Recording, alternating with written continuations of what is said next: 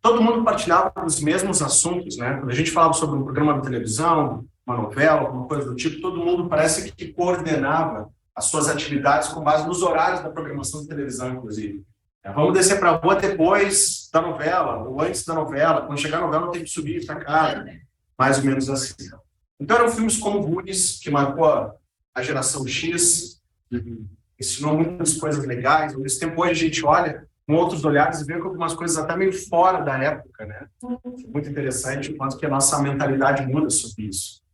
Era o próprio filme Superman, filme Indiana Jones, MacGyver, Alf, esse monte de programas que marcou a infância de quem era da geração X. Alguns de vocês vão lembrar, outros não sabem do que eu estou falando aqui, porque são novos demais para saber disso aconteceu. Talvez nem no YouTube encontre algumas coisas dessas. A questão é que, nessa época, eu sonhava bastante, eu sonhava com o futuro. Eu queria fazer coisas grandes, eu queria fazer coisas importantes. E outro dia, pensando nessa época, eu me dei conta de algumas coisas bem interessantes, que foram muito marcantes. Por exemplo, filmes e novelas em que os ricos eram retratados como pessoas desonestas. Fica parado, talvez, para pensar nisso. Mas toda vez que a gente olhava uma novela, um filme, a gente olhava as pessoas ricas, como é que elas eram?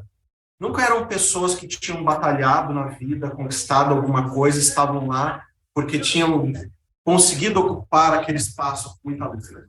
Sempre eram retratados como pessoas bandidas, né? Ou seja, os personagens sempre estavam pensando como explorar funcionários, ou fazer aquela negociata, receber dinheiro do governo desonestamente. Quem lembra dessa novela? Era o tipo, né? O fazendeiro, o rico da novela, era trambiqueiro. Tem um outro filme muito famoso na época, Wall Street, dele comunista. Também, o cara era um baita muito pomposo. O próprio Don Corleone, todo mundo acha fantástico, né? A gente torce pelo mafioso, vocês têm ideia disso? E matar as pessoas que iam contra, estava tudo certo. A gente, parabéns, Don Corleone, que legal. Ou seja, a gente aprendeu, mesmo que sem se dar conta, que todos os riscos, que os ricos são desonestos e inescrupulosos. Já aprendeu isso? Nunca abertamente, nunca disseram que era isso. Mas, de alguma forma, a gente passa a compreender que as coisas funcionam desse jeito. Então, talvez assim, vocês, assim como eu, tenham crescido vendo novelas e filmes sem perceber tudo isso. Contaminando a nossa mente com padrões de pensamento que depois nos impedem de avançar, de conquistar as coisas, de construir uma mentalidade correta. E se eu perguntar para vocês, algum de vocês quer ser milionário? Vocês não conseguem verbalizar isso.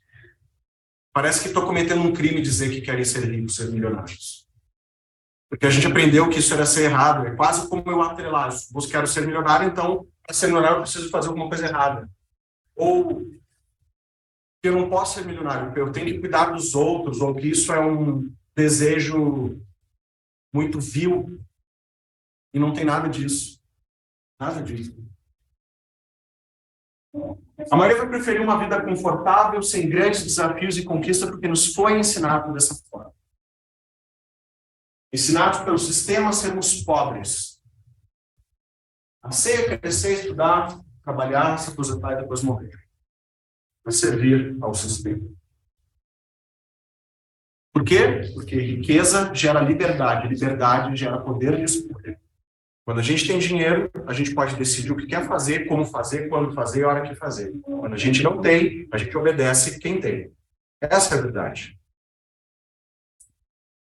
A gente aprendeu que para se ganhar dinheiro tinha que ser uma herança, ou loteria, ou bandidagem. Poucas pessoas talvez tenham conhecido, crescido com pessoas que construíram dinheiro do zero. E aí falta referência. Porque quando eu diz, vamos ser milionário, eu digo, mas da onde? Que mundo que ele vive? Na minha volta ninguém tem, as pessoas estão tentando pagar a conta de luz ali. Como é que eu vou pensar em ser milionário? Então é comum que todos nós sigamos os padrões sociais e comportamentais aprendidos nas nossas famílias. Isso influencia totalmente a nossa forma de ver o mundo, se relacionar com o dinheiro e com o sucesso. O que a gente aprende sobre certo e errado nos guia a nossa vida inteira, mas quando a gente tomar decisões, que a maior parte do tempo são ruins. Só que a gente não aprendeu nem a pensar para questionar o que é bom ou ruim. A gente aprendeu a seguir a manada. Então, assim, se o meu pai ganhar dinheiro e for bem sucedido na vida, a tendência é eu acreditar que eu também posso conseguir, pelo exemplo dele, pelo incentivo dele, que também é possível. Agora, se eu crescer numa família pobre, a tendência é eu acreditar que eu também não vou conseguir ser rico. Obviamente, a gente vê vários casos de pessoas que contrariam a sua história familiar, contrariam, eles saem do bairro, saem da origem, eles conquistam coisas, mas isso é uma grande minoria que acontece. Mas isso tem a ver com eles ou com a condição social? Não, tem só a ver com a mentalidade. Porque todos nós temos as mesmas capacidades de fazer qualquer coisa. A questão é, como é que a gente gasta o nosso tempo? Como é que a gente se prepara para atingir os objetivos que a gente tem? Olhando para trás hoje, até parece um complô para que a gente não tenha sucesso, não consiga ganhar dinheiro. Mas a verdade é outra. Existem muitas pessoas no mundo que ganharam dinheiro totalmente honestamente. Muitas pessoas. Começando do zero. Se tornaram milionários ou até mesmo bilionários sem fazer nada de errado. Pessoas comuns, como eu, como vocês, que estão aí. Sem, às vezes, ajuda de ninguém. Sem dinheiro de banco, sem herança familiar, sem nada. Do zero. Sabe qual é o melhor? 68% dos ultra-ricos. Ou seja, pessoas que possuem patrimônio com mais de 20 milhões de dólares começaram do zero. São fonte, relatório do WealthX, falando sobre riqueza no mundo. Jack Ma, do Alibaba, para vocês terem uma ideia, hoje, são formados simplesmente pela força do capitalismo, 1.000 milionários novos todos os dias na China. 1.000 novos milionários são formados todos os dias na China. Isso é estatística, só jogar no Google vocês vão ver. Pessoas comuns que começaram a fazer negócio, fazer dar certo. Jeff Bezos, a Luísa, tem uma história, né? Tem família e tudo, mas Flávio Augusto, só alguns, tem outros, a gente pode pegar americanos também, né? Desde Steve Jobs, né? O próprio Oprah Winfrey, aquela. Então, assim, esse complô parece que ainda está presente no nosso mundo atual. Porque quando a gente vai olhar para as escolas, que as escolas não nos ensinam coisas extremamente importantes que nos ajudariam a pensar diferente. A gente faz 18 anos, já ganha um cheque especial quando começa a receber salário no banco, recebe cartão de crédito, e ninguém ensina ninguém como funciona juro composto, juros simples, como se faz investimento, como se financia um imóvel. A gente só aprende desde cedo para atender os interesses do governo de que tem que fazer um financiamento, que é um crime viver de aluguel. Tem que comprar um imóvel, mesmo que seja comprometer toda a renda e não conseguir na esquina comer um cheeseburger porque tem que pagar a prestação do imóvel. Então, conhecimentos importantes a gente não aprende, mas se perguntar sobre o ramo antiga, a terceira série só fala disso. Sobre fórmula de Bhaskara, a gente não aprende nada do que presta. Sem contar que nos ensinaram. A gente vive sobre um país que existem leis que a gente não sabe quais são as leis que nos regem. Não é ensinado em nenhum lugar. Nem lei de consumidor, nem lei de nada, nem Código Civil, nem Código Penal. A gente não sabe nada. A gente não sabe sobre empreendedorismo. No entanto, o Brasil é um dos países mais empreendedores. Por quê? Porque o brasileiro não é burro. Mais ou menos. O brasileiro entendeu que qualquer coisa que ele saia para vender já gera R$1.500, R$2.000, muito melhor do que passar 8 horas por dia, muitas vezes, no emprego, com o olhar todinho dele ocupado. Então, muitos empreendedores não são só empreendedores, eles são empreendedores por necessidade. Eles são autoempregadores, vamos chamar assim. Então, esse tipo de coisa não é útil. Não estou querendo dizer que não poderia ser aprendido, eu quero dizer que se depois a gente aprendeu tudo que é importante, vou aprender isso, talvez até sim. Mas não faz sentido. Aprender capitanias hereditárias, pelo amor de Deus, qual é a utilidade disso? Os rios que passam no Egito, pouquíssima importância. Mas a nossa ensino fundamental, ensino médio está repleto de situações como essas que não servem para praticamente nada. De novo, não sou contra o conhecimento, eu adoro conhecimento e conheço tudo isso aqui de trás para frente.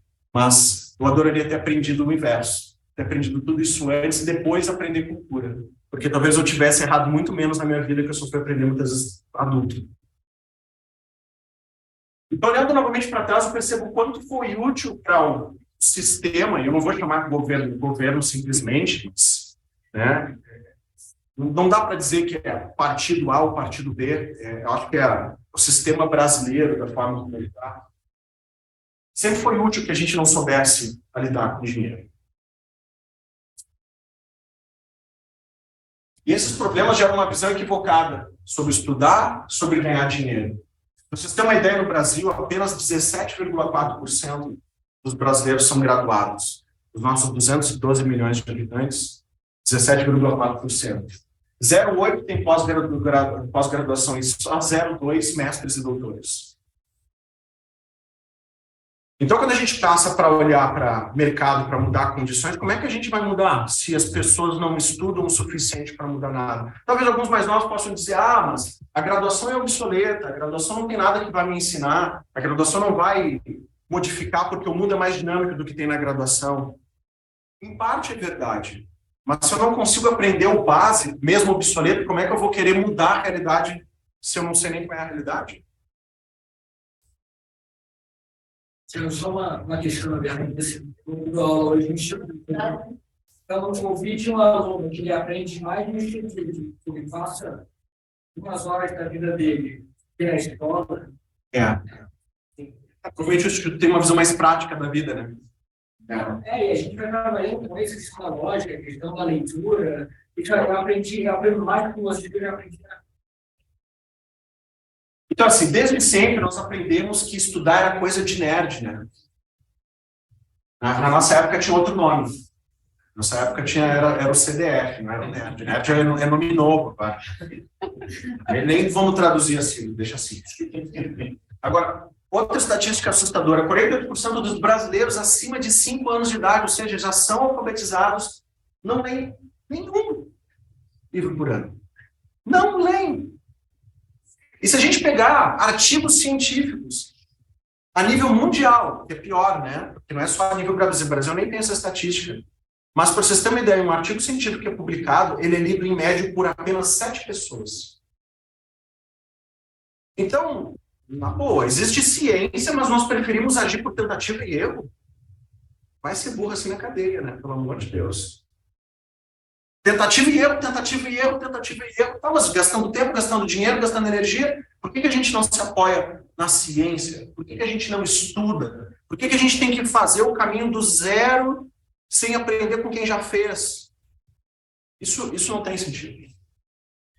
As escolas e universidades acabam preparando muitas vezes as pessoas para serem operários, para profissões específicas, para atender critérios que as organizações esperam.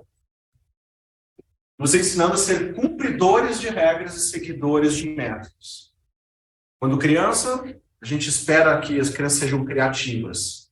Aí a criança cresce, chega criativa, chega no mercado de trabalho querendo ser criativa e diz, faz o que eu estou mandando. Criatividade aqui não tem. Só segue um processo que a gente criou. Não precisa entender o que está fazendo, tem que fazer, só obedece. Não nos estimulamos a pensar e desenvolver ideias próprias. Nos ensinaram a empreender, não nos ensinaram a empreender, mas nos ensinaram que era bom passar em concurso para ter o garantido no final do mês. E muitas pessoas acabam muitas vezes preferindo organizações, mesmo privadas, mas que soam como públicas, né? No sentido de, eu não preciso provar a minha produção, eu preciso só cumprir o horário que me contrataram. Eu sou um cumpridor de horário, não sou o cara que produz. Tanto quando se fala em contratação por produção. ou nas consultorias que eu falo, muitas vezes colocar métricas para avaliar de desempenho em áreas como administrativo, financeiro, o pessoal fica louco. Como que eu vou fazer? Ué, eu quero saber se eu preciso de 2 pessoas para fazer o teu trabalho que está sobrecarregado, ou tu está fazendo trabalho, meio trabalho. Como é que eu vou saber se está dando certo ou não? Vamos medir. A maioria de nós, a maioria dos brasileiros entendem o mundo e a vida de forma errada. Nós temos aprendido que o dinheiro se ganha com muito trabalho e esforço.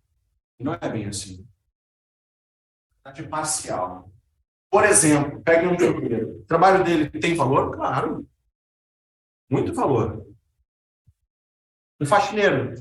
Tem? Pô, com certeza. É uma profissão que a gente não pode ficar sem. Porém, é fácil de aprender, tem baixa complexidade e é facilmente replicado. Qual é a consequência disso? Qualquer um pode aprender a limpar alguma coisa, não é? Precisa de quanto tempo? 1 ano? Não. Alguns dias, talvez. Porque é baixa complexidade. Isso faz com que a gente tenha mais ou menos gente disponível para fazer isso. Muito mais. Obviamente, é uma profissão que ganha pouco. E mesmo que a gente possa ter uma profissão que ganhe muito, como um médico, que teve que estudar muito para ser capaz de fazer aquilo que ele faz, e mesmo que ele ganhe R$1.000 por hora, mesmo assim tem 24 horas por dia apenas. E nem todas as horas elas estão disponíveis para venda. Ele tem que comer, dormir, viver, se alimentar, não tem como, né? Então a gente até pode, quando a gente vende a nossa hora de trabalho, mesmo que a gente venda muito bem, a gente até pode ter uma vida confortável. Não tem nada de errado nisso. Mas ser rico, milionário, vai acontecer. Por quê? Porque assim, ó, ser rico e milionário, não adianta a gente acumular dinheiro a vida inteira, chegar com 70 anos, que não consegue mais nem comer o que gostaria, porque não tem mais saúde para comer o que gostaria, né? Porque conquistou algumas coisas, tem alguns bens, algumas coisas assim, mas não tem liberdade, quer poder fazer uma viagem, não consegue, porque a força física já não é mais a mesma. Então, se a gente quer ganhar bastante dinheiro e rápido, a gente vai precisar aprender algumas coisas. Assim, ó, primeiro, economizar dinheiro para ter uma vida limitada, cheia de restrições, cheia de pendurice, para poder ter imóvel no seu nome e algum patrimônio daqui a 30 anos, não me parece um grande plano de vida. Não me parece. A gente tem que entender que dinheiro igual a tempo. Quando a gente troca, o que a gente está fazendo é trocar horas de vida por dinheiro. Na boa, se vocês pararem de pensar nisso, será que vale a pena vocês fazerem o que estão fazendo neste exato momento, trocando a quantidade de horas de vida para fazer as coisas que vocês fazem pelo valor que vocês recebem? Talvez não. Mas aí a gente tem que lembrar do quanto que a gente faz é raro ou é altamente replicável. Porque se vocês fazem altamente replicável, talvez o que vocês ganhem esteja até bem pago. Vai ser muito difícil que a gente se torne rico se ainda estiver trocando horas de vida por dinheiro. Não quero que ninguém se sinta ofendido com isso, mas eu quero que vocês abram a mente para algo que talvez nunca tenham ouvido falar sobre isso. Então, assim, lembre que todo negócio que se baseia na capacidade e tempo individual, a gente não tem um emprego. Você tem um emprego, aliás, não um negócio. Mesmo para quem é empreendedor aqui, eu não sei quem de vocês é empreendedor. E daqui a pouco a gente é o dono da empresa. Mas espera aí, a empresa só funciona com as horas que eu trabalho, a empresa não anda sozinha sem mim. E eu recebo um valor hora. A empresa não consegue crescer sem mim, ela é linear. Para eu crescer, eu preciso mais horas minhas. Ela não é exponencial. Então, eu sou empreendedor. Não, tenho só um emprego travestido de negócio. Porque a regra vem de hora ainda. Então, assim, entenda que vivamos em uma sociedade capitalista. onde você é pago de acordo com o valor percebido daquilo que faz. Não somos nós que definimos o nosso valor, é o mercado que define o nosso valor, de acordo com a raridade daquilo que nós fazemos. Somos remunerados conforme a nossa raridade. Para ganhar dinheiro de verdade, a gente vai precisar aprender a resolver problemas. É aqui que está a questão. Resolvam problemas e tornem isso escalável. Pensem num micro-ondas. Quantos problemas do dia a dia o micro-ondas resolveu? Quantos problemas o celular resolveu? Quantos problemas o Uber resolveu? O iFood resolveu? Então, assim, resolver problemas. Se eu resolvo um problema de R$1.000, eu tenho um retorno. E se eu resolvo um problema de R$1.000.000? Um retorno muito maior. Ou seja, a solução para a gente ficar milionário é resolver problemas. Para resolver problemas, a gente precisa ter conhecimento. A gente precisa usar a mente. É pensar. E isso, inteligência artificial nunca vai fazer dessa forma. Você criar uma solução para um problema de R$1.000.000, precisa ter uma solução potencial de ganhar milhões. Como eu costumo dizer, você precisa criar produtos e serviços que resolvam problemas reais das empresas ou que melhorem a vida das pessoas. Eu criei um produto, por exemplo, no meu mestrado, que diferente talvez da maior parte dos mestrados, que são só para o cara obter o título, no meu mestrado eu produzi para criar um método científico que pudesse gerar fit cultural. Alguém sabe o que é fit cultural? Fit cultural é a adequação que um colaborador precisa ter à cultura organizacional. Não adianta eu chamar colaboradores muito bons tecnicamente, mas que quer fazer as coisas dentro da minha empresa diferente do que nós acreditamos como empresa. O currículo está tudo certo, mas a conduta dele não. É eu pegar um funcionário do McDonald's, excelente, fantástico, e tentar fazer ele trabalhar no Outback. Não vai dar mesmo tendo trabalhado com comida. Por quê? Visões diferentes de negócio. E isso acontece todo dia. Imagina trabalhar na tua ONG, alguém que não está nem aí para o terceiro setor, mesmo que seja muito bom em comunicação, vai dar certo? É disso que eu estou falando. Não tem fit. Não concordamos com a forma de encarar o mundo. Talvez por isso a pesquisa científica tenha ficado tão restrita na mão de algumas pessoas dentro da academia, que mesmo escondendo esse conhecimento, produzem poucas pesquisas e que geram pouco valor para a sociedade. Se você olhar no Google, teses de mestrado, aliás, dissertações de mestrado, teses só nos Estados Unidos, dissertações de mestrado mais esdrúxulas ou incomuns. Vocês não acreditam. Tem alguns títulos que eu não posso nem dizer aqui, sob pena de me xingarem que eu estou dizendo palavrão. Títulos de dissertação de mestrado, da UFRJ, da USP, coisas assim. Recebendo dinheiro da CAPES ainda. Bolsa, para fazer esse tipo de palhaçada. Então, já pensou que se você aprender a pensar, a pesquisar, a criar um método capaz de resolver algum problema grande, vocês ganharão muito dinheiro, se tornarão livres para pensar e agir como quiserem e ter tempo para decidir o que fazer na vida. É óbvio, só empreender não necessariamente é a única solução. A gente pode intraempreender e agir com a postura de empreendedor dentro de organizações, que às vezes pode ser até um caminho mais rápido, porque a organização tem os recursos e só precisa de gente que pense para usar os recursos. A gente pode ter uma capacidade enorme, mas se não tiver recurso, a ideia tem mais dificuldade de sair do papel. Por isso que eu tenho dedicado minha vida para ensinar neurociência aplicada em negócios. Por isso que eu criei o MBA em Neurobiz, mestrado, para justamente ajudar as pessoas a fazer isso.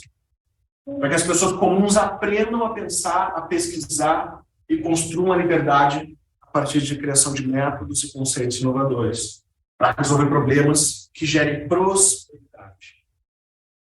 E esse é o diferencial que a gente tem feito quando a gente ensina sobre neuronegócios, sobre neurociência aplicada aos negócios. Para finalizar, eu quero trazer resposta para essa pergunta. Qual é o futuro do trabalho? Eu me baseei numa análise de vários documentos que tem. Desde o The Future of the Jobs Report de 2020, que foi excelente, né? Bem no meio da pandemia, mas foi excelente. A Jobs of Tomorrow, que foi de 2022, excelente também. Outro da Deloitte, que é uma empresa de consultoria. Aqui tem uma análise minha própria, que também usei. Então, eu tenho estudado bastante isso, porque o mundo ele tem se movimentado de uma forma muito rápida. Então, como eu trabalho com consultoria e justamente criação de produtos, eu preciso estar alinhado a isso. Então, quando surgiu até a oportunidade de vir para cá, eu digo, caramba, não é um assunto que eu mais falo, mas eu tenho estudado muito para poder levar valor para os meus clientes. E aí eu criei, né, fui descobrir muitas coisas mudaram nos últimos anos. Claro, dá para a gente fazer um workshop inteiro só para falar de detalhes, de tendências e do que está surgindo de bom, o que vai parar de existir, né, o que vai mudar nas relações sociais. Mas como o nosso tempo é curto, eu separei 8 itens para a gente trabalhar rapidamente. Tendências até 2025. Vamos lá. Primeiro, redução da jornada de trabalho. Isso vai acontecer. Tá? Isso vai acontecer não talvez por um posicionamento da indústria ou dos empresários, mas por um posicionamento da sociedade, né, da cultura dos mais jovens, da geração Z, que hoje tem aí 18, 19 anos, e que não está mais tolerando algumas coisas. Por um lado, a gente vê uma valorização mais do ser humano, que é muito bom, né? Acabar com essas questões de usurpar o colaborador só porque o colaborador precisa trabalhar, que isso aconteceu muito na década de 80, 90, 2000 também, né? Não deixar longe disso. Mas, por outro lado, a gente tem formado uma geração, me desculpa, não quero ser ofensivo, mas uma geração muito mimizenta comparado com gerações anteriores. Enquanto as gerações anteriores estavam focadas, tipo, vamos, tem que fazer, tem que acontecer, engole o choro, cresce, desenvolve, faz parte, aprende com uma coisa. Agora eu não quero. Agora eu tenho que trabalhar tanto, trabalhar e estudar, isso é impossível. Então, como assim a gente fazer isso todo dia? Então, isso se tornou um problema. No Reino Unido, uma pesquisa que foi feita, tá? 60% das empresas aprovam semana de trabalho de 4 dias quando foi feito um projeto de piloto de 6 meses. Então, eles identificaram, foi totalmente contrassenso. Eles acharam, não, nós vamos diminuir a jornada e vamos parar de diminuir a produtividade. E não, a produtividade se manteve. Melhorou a qualidade de vida das pessoas. Então, foi totalmente surreal, não se imaginava que isso acontecesse. Porque, no final das contas, quem está no mercado sabe, né, vai assumir quantas vezes ficou enrolando no café, ou navegando. Por quê? Porque a cabeça deu. Eu gastei aqui, agora preciso de um tempo, né, que dentro da neurociência a gente chama de ciclo ultradiano. Ou seja, a cada 1h30, a gente precisa descansar 15, 20 minutos. Por quê? Porque é pico cognitivo, não adianta tu se forçar, o teu cérebro não vai cooperar. Só que até a gente saber disso, o cara que faz isso é folgado. Não, mas na realidade isso é uma necessidade do nosso corpo. Assim como existem ciclos circadianos. Significa que tem pessoas que conseguem acordar às 6 horas da manhã enlouquecidamente alta produtividade. Outras, o cérebro só liga às 9, 9h30 da manhã. Isso é biológico, não é preguiça. Só que essa particularidade individual ninguém respeita porque desconhece dentro do mercado corporativo. Remuneração por resultado, não por horas. Várias empresas do Vale do Silício já estão fazendo isso e muitas empresas estão criando mecanismos para mensurar justamente em cima de produtividade. Com pequenos empreendimentos também, a gente já vê a Amazon alugando a casa das pessoas para armazenar itens, produtos. Vocês não sabiam disso? Vocês podem entrar no site da Amazon, lá tem trabalho conosco, vocês vão ver, digo, eles pagam, acho que 40 centavos por objeto postado na casa de vocês. Ele fica tipo um CD mini, onde uma outra pessoa que também se cadastra lá vai com o carro dela buscar na tua casa para entregar na casa de alguém que comprou. Então, esses pequenos empreendimentos existem aos montes. Tá? Então, as pessoas estão cada vez mais pensando em ser remuneradas por trabalho e não por horas. Mesmo a própria paralisação dos motoristas de Uber e tudo, perguntavam, vamos mudar, vamos... Não queremos. A maior parte das pessoas não querem. 70% falou dos motoristas de aplicativo não querem, eles querem continuar ganhando por produtividade. Eu mando em mim. Por quê? Porque um dos principais itens com relação à felicidade no trabalho é autonomia. São 3 itens principais, segundo Daniel Pink: autonomia, maestria e propósito. Não tem como ninguém trabalha bem ser obrigado a fazer alguma coisa. A gente não consegue nada de ninguém quando obriga alguém a fazer.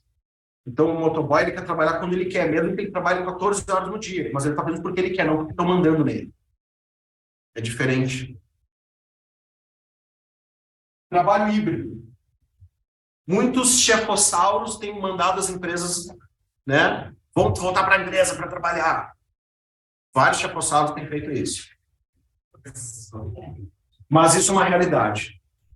Só que não pelo funcionário, muito interessante. Essa realidade ela vai acontecer definitivamente porque várias empresas identificaram uma diminuição do custo operacional absurdamente, com aluguel, com custos de infraestrutura, na medida que tem meia empresa fora e meia empresa dentro, se revezando.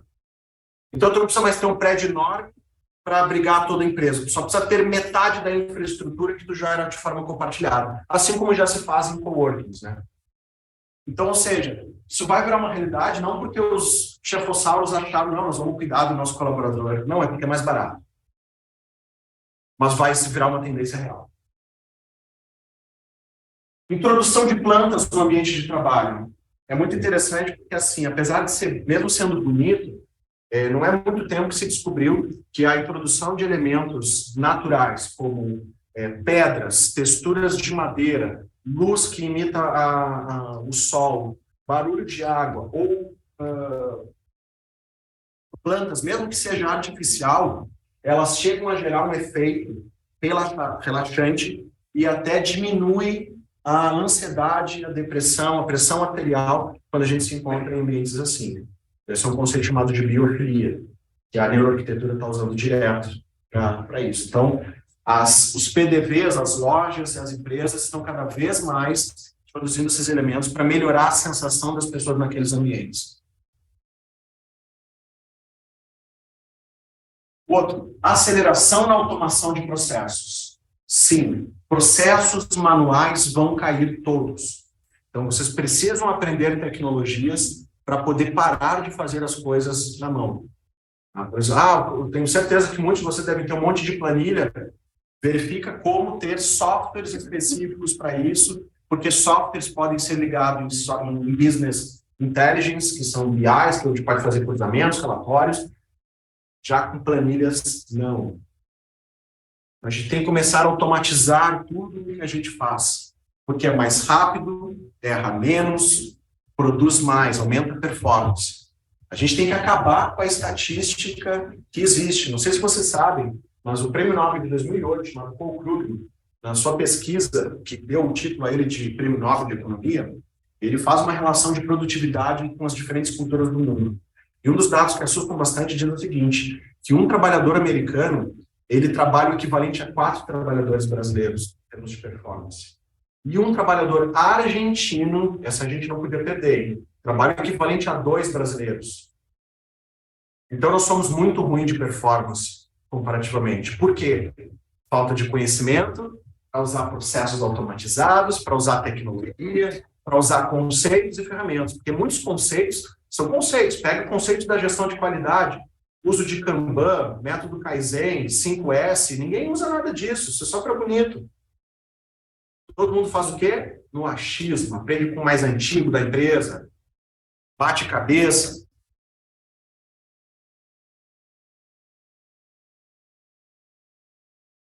Substituição do ser humano em tarefas que a IA puder fazer. A inteligência artificial vai substituir o ser humano? Claro que vai. em tudo onde o ser humano puder ser substituído. Onde o ser humano puder ser substituído, lá ele continuará. Não sei quantos de vocês já usaram o chat GPT ou qualquer ferramenta de inteligência artificial. Aquilo ali é insano. Que perguntar para o Google, que é bem mais rápido perguntar ali para o chat GPT, trazer um monte de coisa. Me explica tal conceito. Me dá um resumo do livro tal. Então, assim, né? Ou me gera uma planilha com estes dados. Sabia que dá para fazer isso? Gera uma fórmula do Excel para somar isso aqui com não sei o que. Tu pega qual a fórmula, joga no Excel, ele calcula a fórmula para ti. Então, ou seja, ou a gente começa a usar o nosso cérebro, ou deu para a gente. Né? Deu para a gente. Não tem como competir com a IA. Então, assim, tarefas repetitivas, exaustivas ou perigosas. Para vocês terem uma ideia, mesmo no médico, tá? Tem até experiências com a IBM, lá quando surgiu os primeiros ensaios da IA, né, com o Watson, eles fizeram testes como, por exemplo, diagnóstico médico. Então, eles davam as informações, o médico recebia um conjunto de informações para ele dar um diagnóstico, e essas informações foram passadas para o Watson. O Watson teve um nível de assertividade dos diagnósticos absurdamente superior ao do médico. Ou seja, os médicos que, mesmo estudando, estão indicando tratamentos e medicamentos errados porque são seres humanos. Sabendo que existe uma inteligência artificial para fazer isso, quem de nós vai querer entregar a nossa saúde para um médico que vai errar? Será que a gente não vai preferir entregar a saúde para uma inteligência artificial para ser mais assertivo no diagnóstico? Eu acho que sim. Então, ou os médicos começam a ser melhores, ou eles usarem a inteligência artificial como recurso, né? Não que vão substituir o médico, mas o diagnóstico é uma questão que... ou mesmo sentenças, definição de petições de advogados, também ficou uma coisa muito simplificada de fazer. 7. Os profissionais precisarão de habilidades relacionais. Isso aqui é muito louco, porque já se fala há bastante tempo sobre felicidade no trabalho, sobre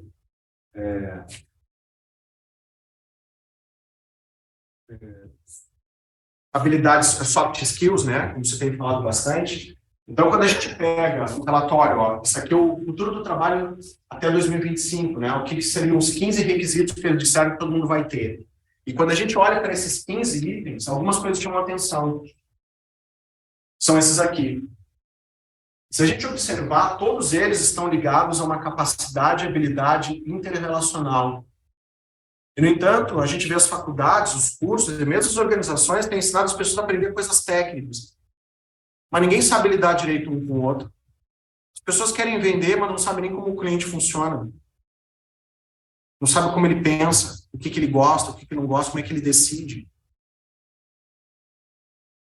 Então, ali, ó, o que diz que vai ser necessário para o futuro do trabalho? Capacidade de resolver problemas complexos, pensamento crítico, análise, criatividade, originalidade e iniciativa, liderança e influência social, resiliência ao estresse, tolerância e flexibilidade, resolução de problemas, inteligência emocional, persuasão e negociação.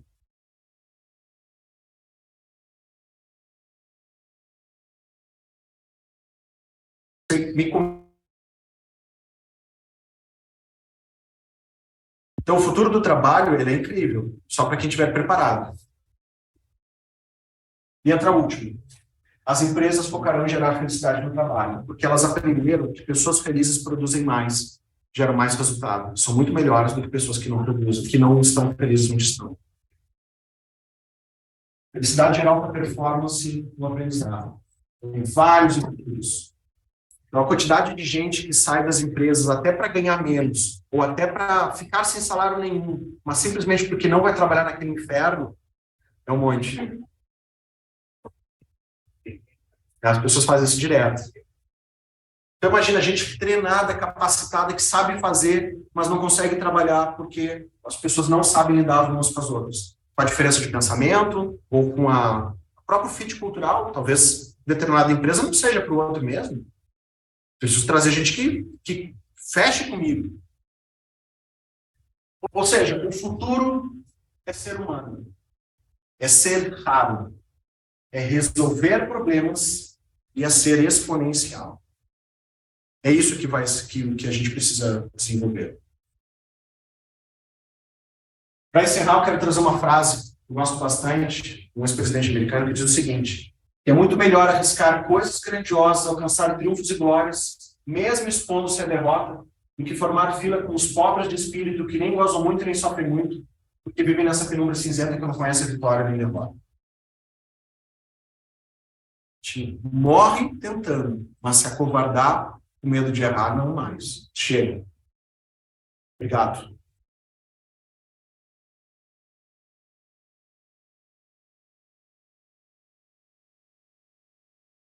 Tem as perguntas?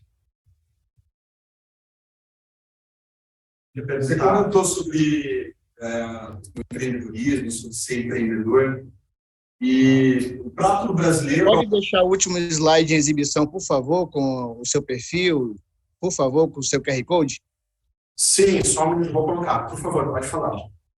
Geralmente as pessoas não saem do trabalho por não ter a coragem de abrir mão de um salário para empreender, para buscar algo, e se acaba ficando meio que amarrado, né, meu? Um sabor, numa frustração, porque você tem que pagar, então você não empreende por isso. Ao mesmo tempo, quem também está num cargo legal e ganha um bom salário, ele não sai para empreender, né? Porque você está naquela zona de conforto, você está ganhando bem, está tudo legal, então eu não vou empreender. Eu acredito que os grandes empreendedores são aqueles que, com perdão da palavra, mais se fuderam,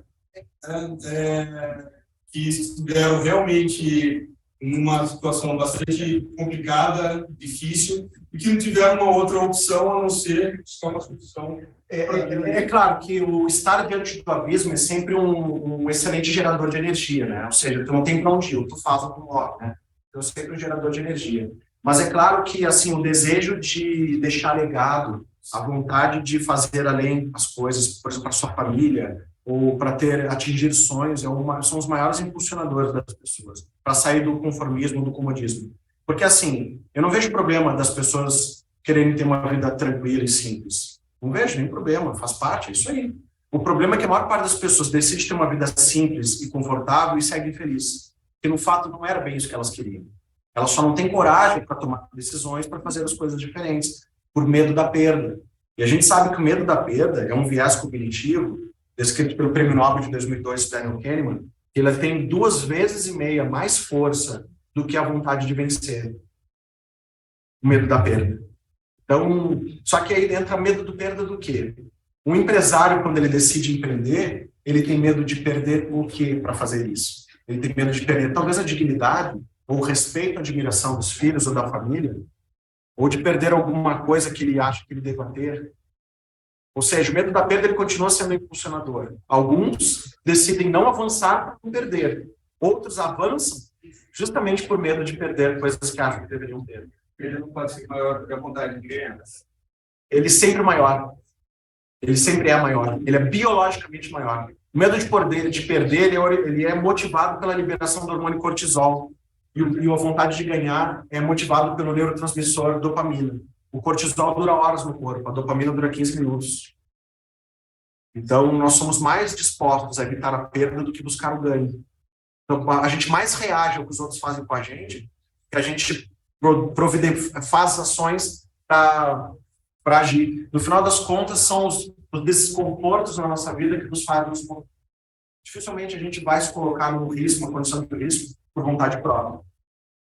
Então, é isso. Só que quando a gente passa a entender isso, se prepara, o risco diminui. O que faz empreender em algo se tornar mais factível? Conhecimento. Quanto mais conhecimento eu tenho, quanto mais eu sei o que eu estou fazendo, menos medo eu tenho de errar. Então, se eu não estudar, se eu não estiver disposto a avançar e aprender, esquece, vai ter medo mesmo. E é bom que tenha, porque senão vai quebrar uma vez atrás da outra. Eu quebrei 4 até dar certo. Todo mundo tem várias histórias que venceu. A questão é que, para mim, vencer nunca foi uma possibilidade. Para mim, sempre foi uma realidade. Ou seja, não importa quantas vezes eu vou quebrar ou vou perder. Eu só vou parar quando der certo. Então, não importa o quanto de dor que eu fosse sentir até fazer dar certo. Vai dar certo porque é a única solução para mim. O quanto que a gente está disposto a fazer isso? Talvez muitos até estejam. O grande problema é a contaminação da família. Pessoas que nos amam, que não sabem das coisas, nos dando conselho furado para desistir, parar de fazer isso, parar de fazer aquilo. E a gente cede. Mestre, seria algo no sentido da crença limitante?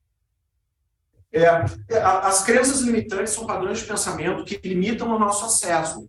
É aquela ideia que eu comentei antes. Se o meu pai nunca venceu na vida, a tendência de eu achar que eu também não vou vencer é grande, porque ele é meu exemplo. Então, eu posso limitar a interpretação da minha capacidade com base numa vivência. Mas isso não significa que é real. Só significa que é o que foi construído até agora. Só que quando a gente expande nosso conhecimento, nossa capacidade de enxergar as coisas, essas limitações a gente elimina. A gente elimina a limitação com conhecimento. Perfeito, perfeito. Só pode me fazer mais um favor em relação ao slide? Volta para o anterior que tem a imagem do pensador, do presidente americano, por favor. E eu quero fazer uma pergunta no final também. Assim que todo mundo concluir aí presencialmente. A gente passou 3 minutos já. Mais um. Já passou? Caramba! Eu vou liberar aqui para o palestrante. Te agradeço aí pelo slide. Eu gosto muito desses pensamentos assim, eles são bastante importantes para que você reflita, né? Agora, tem uma coisa que o senhor comentou que eu fiquei intrigado, né? Uma no começo da apresentação da palestra, mas eu não vou tocar nesse assunto, porque vai ser bastante longo se a gente for discutir esse assunto, e outra agora no final, que eu achei bem interessante. O senhor falou assim: eu vou tentar e vou errar até conseguir, aí eu paro. Essa também seria uma crença limitante para mim, né? Na minha percepção. Eu não quero dizer que eu paro no sentido de parar de crescer. Eu estou querendo dizer que é o seguinte: eu vou parar de tentar, porque não é mais uma tentativa, já é uma realidade. Aí os desafios se tornam outros, né? Perfeito. Agora, por exemplo, qual é o desafio que a gente está vivendo? Perfeito. A gente está abrindo uma universidade americana nos Estados Unidos agora. Esse é o nosso novo desafio. Entendeu? Perfeito. É só esse ponto que eu queria embasar, né? E o outro do começo da palestra é um pouco mais extenso, acho que não vai ter tempo da gente de ter o debate aqui, mas é interessante. Eu gostei muito dessa palestra, parabéns. Fiquem à vontade, me adicionem no Instagram, aqui, me chamem, conversem, me troquem uma ideia. Eu converso com todo mundo. Perfeito, obrigado. Um abraço, obrigado.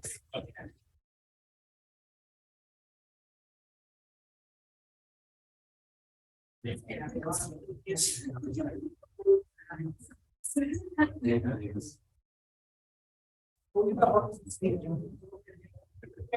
vai dar.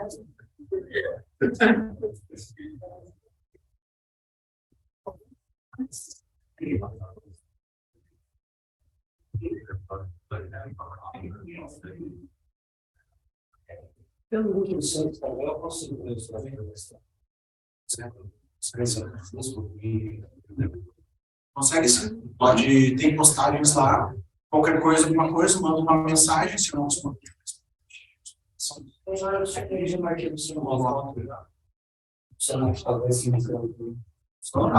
Vai ver, cara, vai mudar. Vai lembrar disso aqui, cara, ainda bem. Com certeza, um dia a gente vai falar sobre isso. É sempre falar isso. Mas, utilizar isso. Tem muita coisa, tem você faz tudo, você fez, trabalhar.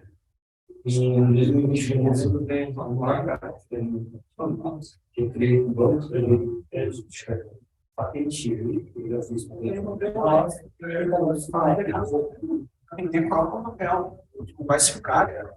Vai se ficar doente. Alguém fala sobre ele. Isso aí, o nosso. A gente está cabeça, faço uma vez que eu fui adicionar através de inteligência artificial na série, eu faço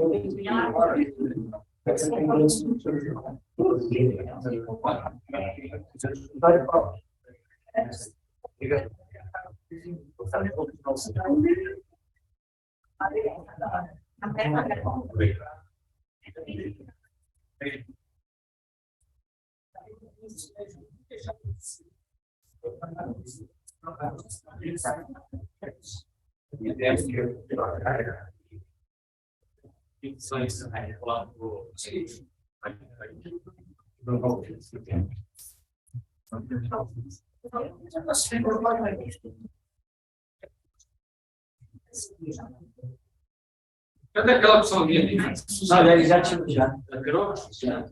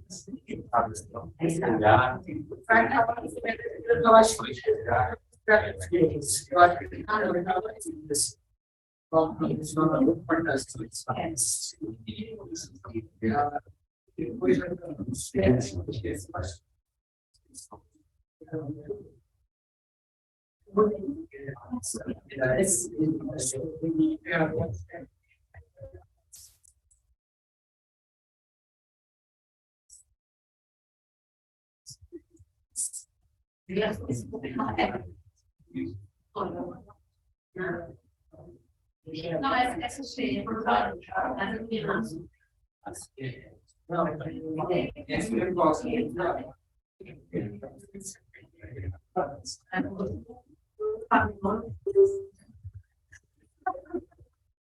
Então, eles anotaram. Não, só me dá que As duas? Eles anotaram. Quer dizer, eu vou quebrar isso.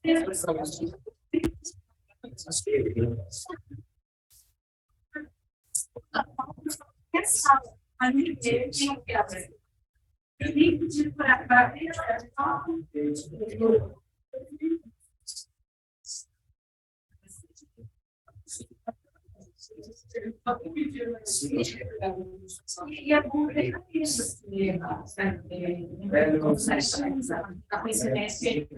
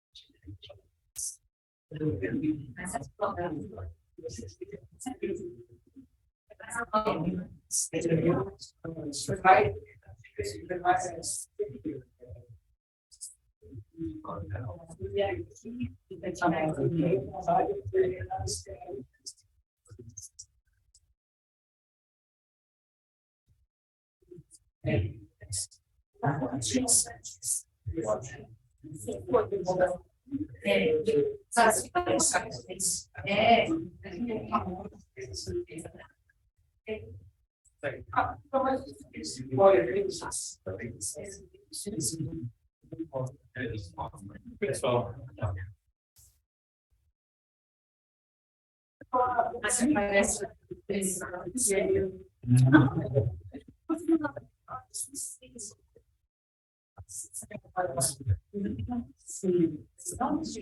quando eu venho nessa,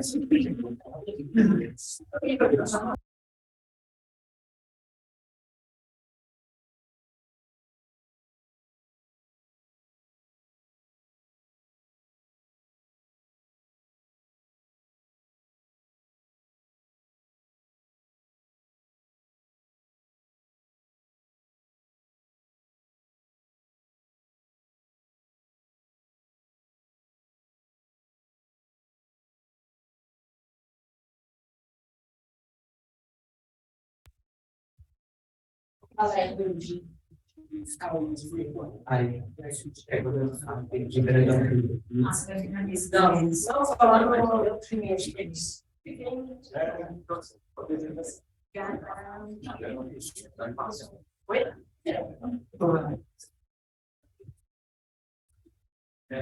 Estão convidados a ficar, se quiserem, né? Claro. Vamos lá, então? Boa noite, meu nome é Rita Palovetto, eu trabalho profissional de marketing, trabalhei 25 anos no mercado, fiz um mestrado aqui mesmo na SPM, e de lá para cá eu venho trabalhando com projetos distintos de mídia, né? Tem relação com captura da atenção nas mídias. E a ideia de a gente, hoje, primeiro, então, quero dar as boas-vindas, né, vocês agradeceram, e a gente vai falar um pouquinho sobre o universo gamer e esse fenômeno metaverso, né, que a gente vê, que a gente pode conversar sobre isso, né? E vocês são jogadores de games? Sim. Então, eu queria fazer um convite, sejam bem-vindos, obrigada pela presença. Então, quem for gamer aqui, jogador de jogos virtuais, que mentalmente respondam as perguntas que eu vou fazer aqui na apresentação, tá bom? Porque ao final a gente vai conversar um pouquinho sobre isso. Então, o título da apresentação é Metaverso, Skins e Consumo, um estudo aplicado no universo gamer. E a ideia é a gente trazer um recorte sobre esse estudo por dentro do universo gamer, que é um estudo realizado a partir do levantamento da análise de dados coletados em entrevistas que eu fiz com 52 pessoas, 52 gamers, para a gente entender um pouquinho a função hoje dos jogos na contemporaneidade, né, no momento de metaverso, né?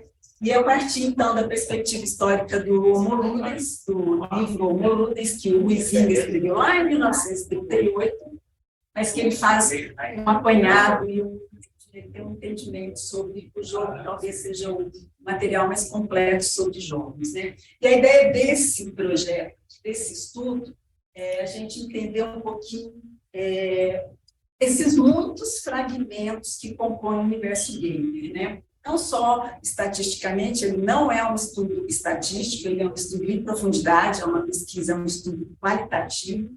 E a ideia, então, é a gente entender, analisando os eixos de jogos como elemento da cultura, games como mídias ativas, eu, gamer, quais são os meus sentimentos e sensações, o valor e o significado dos games, interação, competição e socialização, jogador, os jogos e o mundo real, experiências ampliadas, humanidades na cultura gamer, relações dos gamers com avatares e skins, habilidades, poderes e superpoderes, sistemas de recompensa, saúde mental e experiência em plataforma 3D, que a gente vai chegar no metaverso, né? Aqui fala um pouquinho da teoria, da metodologia, que eu usei a teoria fundamentada, ou seja, nós fomos para o campo e a partir do campo é que a gente levantou a teoria, né? E aí, fala um pouquinho disso, e ela contou, né, com 52 participantes, pode parecer pouco, mas para uma pesquisa em profundidade que levava 2, 3 horas, é um número representativo, e a gente conversou com mais homens do que mulheres, apesar de ter uma pesquisa dizendo que o número é mais ou menos igual, né, de jogadores do Brasil, de games, mas que deu para a gente ter uma ideia, e a localidade não importava tanto, porque os games jogam online, né, então eles jogam com pessoas do mundo, do Brasil e do mundo inteiro, né. E a gente, então, fez entrevistas individuais e também grupos focais. E aí, então, começando, para a gente começar, né, a entender, eu trago aqui os entendimentos, né, os conceitos do próprio Huizinga, que ele diz que jogo é uma atividade ou uma ocupação voluntária exercida dentro de certos e determinados limites de tempo e espaço, segundo regras livremente consentidas, mas absolutamente obrigatórias, dotado de um fim em si mesmo, acompanhado de um sentimento de tensão e alegria, de uma consciência de ser diferente da vida cotidiana. Esse é o conceito que ele traz de jogo, né? Para ele, jogo é muito mais do que um fenômeno fisiológico de prazer e divertimento. Ele tem uma função significante, isso é, ele encerra um determinado sentido. O jogo sempre existe alguma coisa a mais em jogo, né? Tem alguma coisa em jogo ali, e que transcende as necessidades imediatas da vida e confere um sentido à ação. E o simples fato de o jogo encerrar um sentido implica na presença de um elemento não material em sua própria essência. A gente vai tentar descobrir qual que é esse elemento ou esses elementos ao longo dessa conversa. E a ideia dessa conversa hoje também é que, ao final, depois de vocês mentalmente responderem as perguntas, é que a gente saia daqui com alguns elementos a mais para a gente pensar e refletir sobre o universo game, tá? E aí as funções, segundo o próprio Huizinga, é que há divergências entre as numerosas tentativas de definição, né, porque depende da perspectiva, da função biológica do jogo, elas definem as origens e fundamentos como uma descarga de energia vital superabundante, ou seja, eu estou muito enérgico, muita energia, então eu jogo para descarregar isso, uma satisfação de um certo instinto de imitação, a gente pode ver as crianças brincando, jogando, elas imitam e aprendem, depois levam isso para a vida real, e uma necessidade de extensão após o esforço. Eu hoje trabalhei muito, eu vou jogar um pouco para relaxar. E aí a função do jogo pode, de maneira geral, então, ser definida pelos dois aspectos fundamentais, que é uma luta por alguma coisa, eu luto ou para eu relaxar, ou para eu sair daquele esforço que eu estava, ou para representar alguma coisa, estou representando alguma coisa da vida real. Então, a função do jogo é operar esse processo de construção de imagens, de imaginação, porque a vida requer interpretação para dar e ter sentido.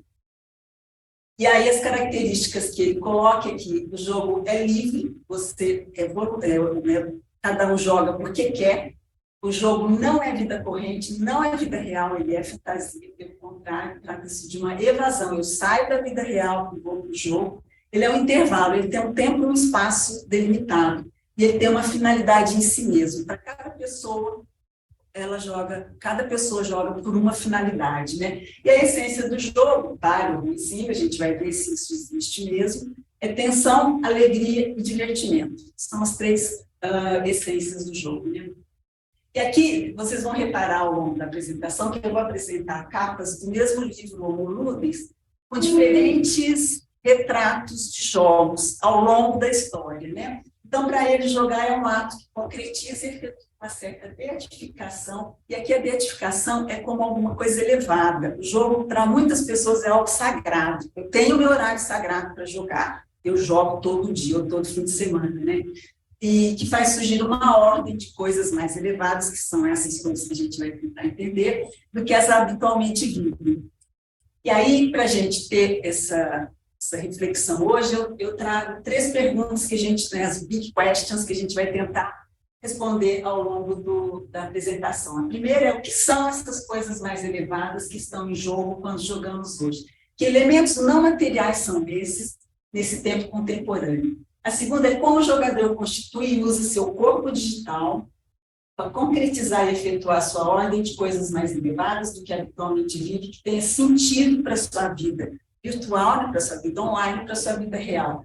E, por fim, qual é o sentido do jogo para a vida online e offline nesse tempo de metaverso? Então, a gente começa com a primeira pergunta, né? Quais são essas coisas mais elevadas, esses elementos mais elevados, né? E aí, nós fomos perguntar, né, porque se a gente quer saber de uma outra coisa, a gente parte de um contexto. Então, que mundo é esse, o mundo real dos gamers, né? E aí vieram muitas e muitas respostas, muitas palavras que sintetizam, e olha, a gente se associavam, qual era o objetivo de jogar, e eles apresentaram que o mundo real deles é um mundo continuado, caótico, normal, onde falta amor, falta empatia, vazio de diversão, que tem que estar produzindo sempre, é rotina, é estressante, tem muito julgamento, de difícil enfrentamento, cheio de dificuldades, lugar confuso, cheio de problemas, um teste da vida real, um mundo selvagem, uma bolha, anárquico, cruel, cansativo, chato, pesado, a vida real dói, incertezas, de falta de perspectiva social, de incapacidades e limitações individuais, de obrigações que te impedem de evoluir do jeito que gostaria, um mundo difícil, injusto, imperfeito, cheio de desafios, de deveres, restrito, amarrado, uma prisão, um mundo complicado, falho. Acho que ninguém sabe o que é a vida real, tudo automático, violento, triste, tem só trabalho, sobrevivência, a maioria só come, cheio de responsabilidades, corrupto, caro, sério, existe o capitalismo, perdas, nem sempre emocionante, um mundo duro, realista, a ponto de viver e ter que sobreviver de verdade, sem controle, divertido. O mundo é azul, colorido, sem emoção, lento, repetitivo, nada de novo, desafiador. E essas palavras em negrito, elas refletem as palavras mais citadas ao longo do estudo, tá? E aqui, para a gente fundamentar, como nos trata de um estudo, né, com a teoria fundamentada, eu trago aqui 3 falas, né? O Guilherme, de 18 anos, por exemplo, diz que o mundo real dele é onde a realidade é mais real, porque a frustração da vida real é o que pega mais, ela é mais sentida do que no jogo. O Marcos, de 22 anos, diz que é um mundo de desafios, com muita variabilidade, incertezas, muitas dificuldades, que é muito massa você estar ali todo dia superando para poder cumprir. E ele também diz que a vida real é um jogo, é muito um jogo no modo hardcore, porque no modo hardcore do jogo, você normalmente não pode voltar. Se você morre, você volta para o zero e as coisas são bem mais difíceis. A vida real é assim. E aqui a gente continua, né? Que a gente perguntou sobre o mundo real, agora nós queremos saber sobre o mundo dos games. E é um mundo imaginário, não é um mundo real, é muito importante denotar isso, ou seja, as pessoas têm noção de que ele não é vida real, é uma fantasia. É um mundo fantasioso, com muitas oportunidades, e aqui, então, sempre você entra no mundo online, você sabe o que vai acontecer lá, que é diferente da vida real, é inesperado, você nunca sabe o que vai acontecer, o ser humano gosta muito de conforto, você não sabe se vai ganhar ou perder, mas sabe que se jogar com amigos, com certeza vai se divertir. É onde fazem amizades, é diversão, é refúgio, alegria, raiva, tristeza, é uma fonte de escape da realidade. E aí, a gente continua, né, que faz esquecer que existe na vida real, é onde eu sinto emoção e adrenalina, porque na vida a gente não tem tanto adrenalina como coisa desse tipo. Acho que não sei descrever essa adrenalina, mas é muito bom. A gente vai fazendo por impulso, vai como se a gente não se sentisse nada. E aqui, então, como a gente tinha as palavras do mundo real, a gente tem as palavras, né, que significam o mundo dos games. E as em negrito também foram as que mais apareceram. E as que estão em fonte maior são as que mais sobressaem. É um mundo de fuga, emocionante, de fantasia, uma válvula de escape, um mundo de imersão, liberdade e adrenalina. Além de diversão, movimento criativo, um mundo da lua, diferente, cheio de emoção, interação, caótico, vazio de significado profundo, isso é interessante de a gente pensar também, onde os problemas são regrados, ou seja, existem regras.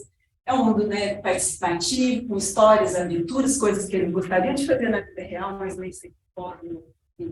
Inclusive, porque eles ali são bem-vindos, independentemente de qualquer coisa. Se você tem acesso ao jogo, você é bem-vindo, é chamativo, porque tem muita cor, muita, né, coisa acontecendo ao mesmo tempo. Um mundo de sensações, raiva, felicidade, frustração, um lugar de paz, que eles encontram paz, de realizações, descontração. É o mercado, né? Rola dinheiro, sensações, conquista, também um mundo tóxico. Sai do estresse, onde você tem mais coragem, um mundo de poder, você exerce poder lá dentro, de aprendizado lúdico, de interação, que também tem desafios, fictícios, satisfatórios, cheio de oportunidades, também tem brigas fúteis, de camaradagem, descobertas, alívio, paixão, passatempo, enfim, todas essas palavras descrevem o mundo dos games, dos gamers, né? E aqui eu quero dar um destaque para as emoções e adrenalina, que, pelo que eles falaram, é o que move o mundo deles, né? É o que move eles entrarem no jogo, sentimento de emoção e adrenalina. E aí eles colocam que no jogo é muita adrenalina. É a emoção que você sente, tem determinadas situações que meu coração fica palpitando, é muita adrenalina. Você joga, você foca naquilo, não sei se o cérebro parece que aquilo é realmente situação de risco, parece que sobe uma adrenalina, você parece que realmente sente aquilo. O coração dispara, você fica mais ansioso, tipo assim, nossa, você tem que pensar mais quando tem a descarga de adrenalina ali, o hiperfoco ativa. Se tem alguém na call falando, provavelmente você não vai perceber que está falando, você só está focado ali.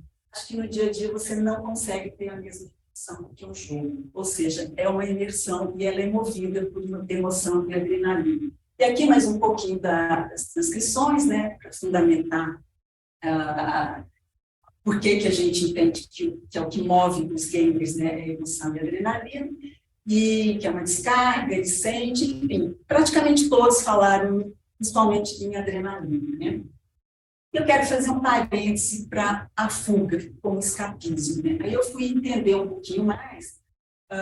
No Oxford English Dictionary diz que escapismo é a tendência de buscar, ou a prática de buscar a distração do que normalmente tem que ser suportado. E aí eu fui buscar entender o que é suportar, né? Suportar significa resistir, aguentar algo doloroso, manter-se firme diante de uma situação desfavorável.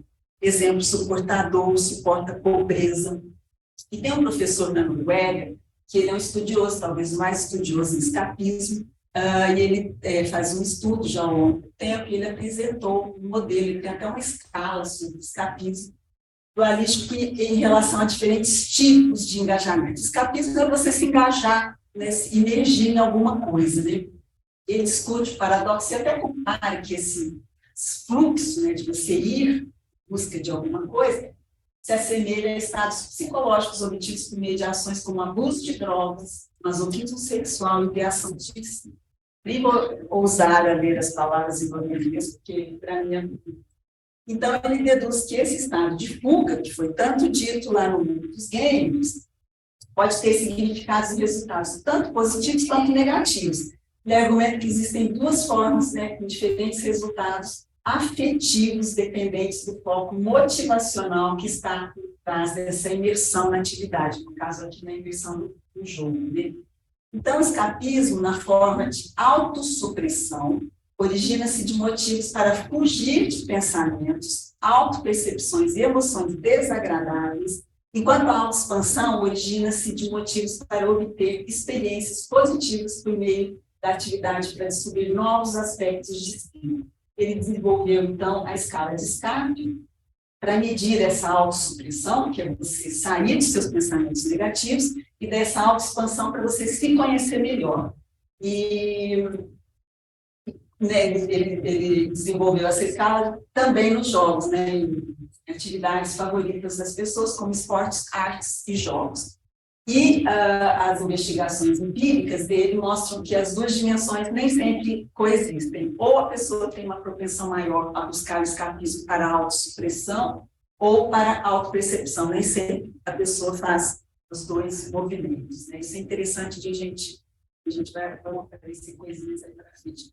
E aí, então, já caminhando para a gente responder aquela primeira pergunta, quais eram aqueles elementos, a gente pode voltar aqui e buscar essas, né, que é fuga, emoção, fantasia, escape, imersão, liberdade, adrenalina. E aí, a gente pode tentar fazer um exercício aqui de definir o que é o universo game, né, pelas definições e pelas falas dos participantes desse estudo. É um mundo paralelo de fuga e imersão movido à emoção. E aí, para a gente fundamentar esse entendimento, claro, esse grupo de estudo que eu fiz, é um mundo paralelo de fuga, formado principalmente por ideias diferentes do nosso mundo, que em várias propostas é meio Deus, meio Big Bang, mas que não necessariamente significa que seja feito delas, já que a proposta é, ele nasceu das ideias. Uma pessoa pensou uma coisa e o jogo nasceu dela. O João Vitor, de 21 anos, respondeu isso. E, para a gente fazer um paralelo entre o mundo dos games e o mundo real, o jogo é objetivo, específico, tem uma liberdade maior, o tempo é determinado e as consequências não influenciam nada. Já o mundo real é subjetivo, amplo, tem um tempo indeterminado em que as escolhas têm consequências na vida para sempre. Né? Não fala da Laura, então a gente tem esse paralelo.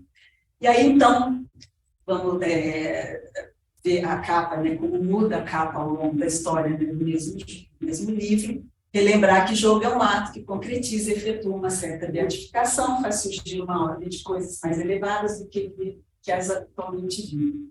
E aí,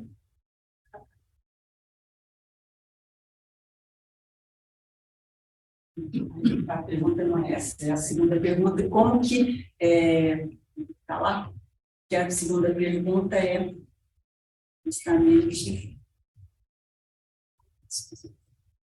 desculpa, andando para frente, para trás. Então, a segunda pergunta é como que a pessoa, aqui, mas como que a pessoa, ele usa desse corpo real, esse corpo, para poder buscar esses elementos não materiais, né? Então, a gente foi perguntar, primeira coisa, se ele estava satisfeito, se ele projeta o corpo no avatar, como que, se ele está satisfeito com o seu corpo real? Muitas perguntas, muitas respostas foram que sim, então, a grande maioria falou que mais ou menos, tem planos que depende da própria atitude, não está bom porque a pessoa ainda não tomou atitude, mas muitos falaram que não estão satisfeitos com seus corpos, né? E aí, então, nós fomos buscar entender qual que é esse processo de criação e constituição do corpo digital como elemento de sentido para a vida, online e offline, né?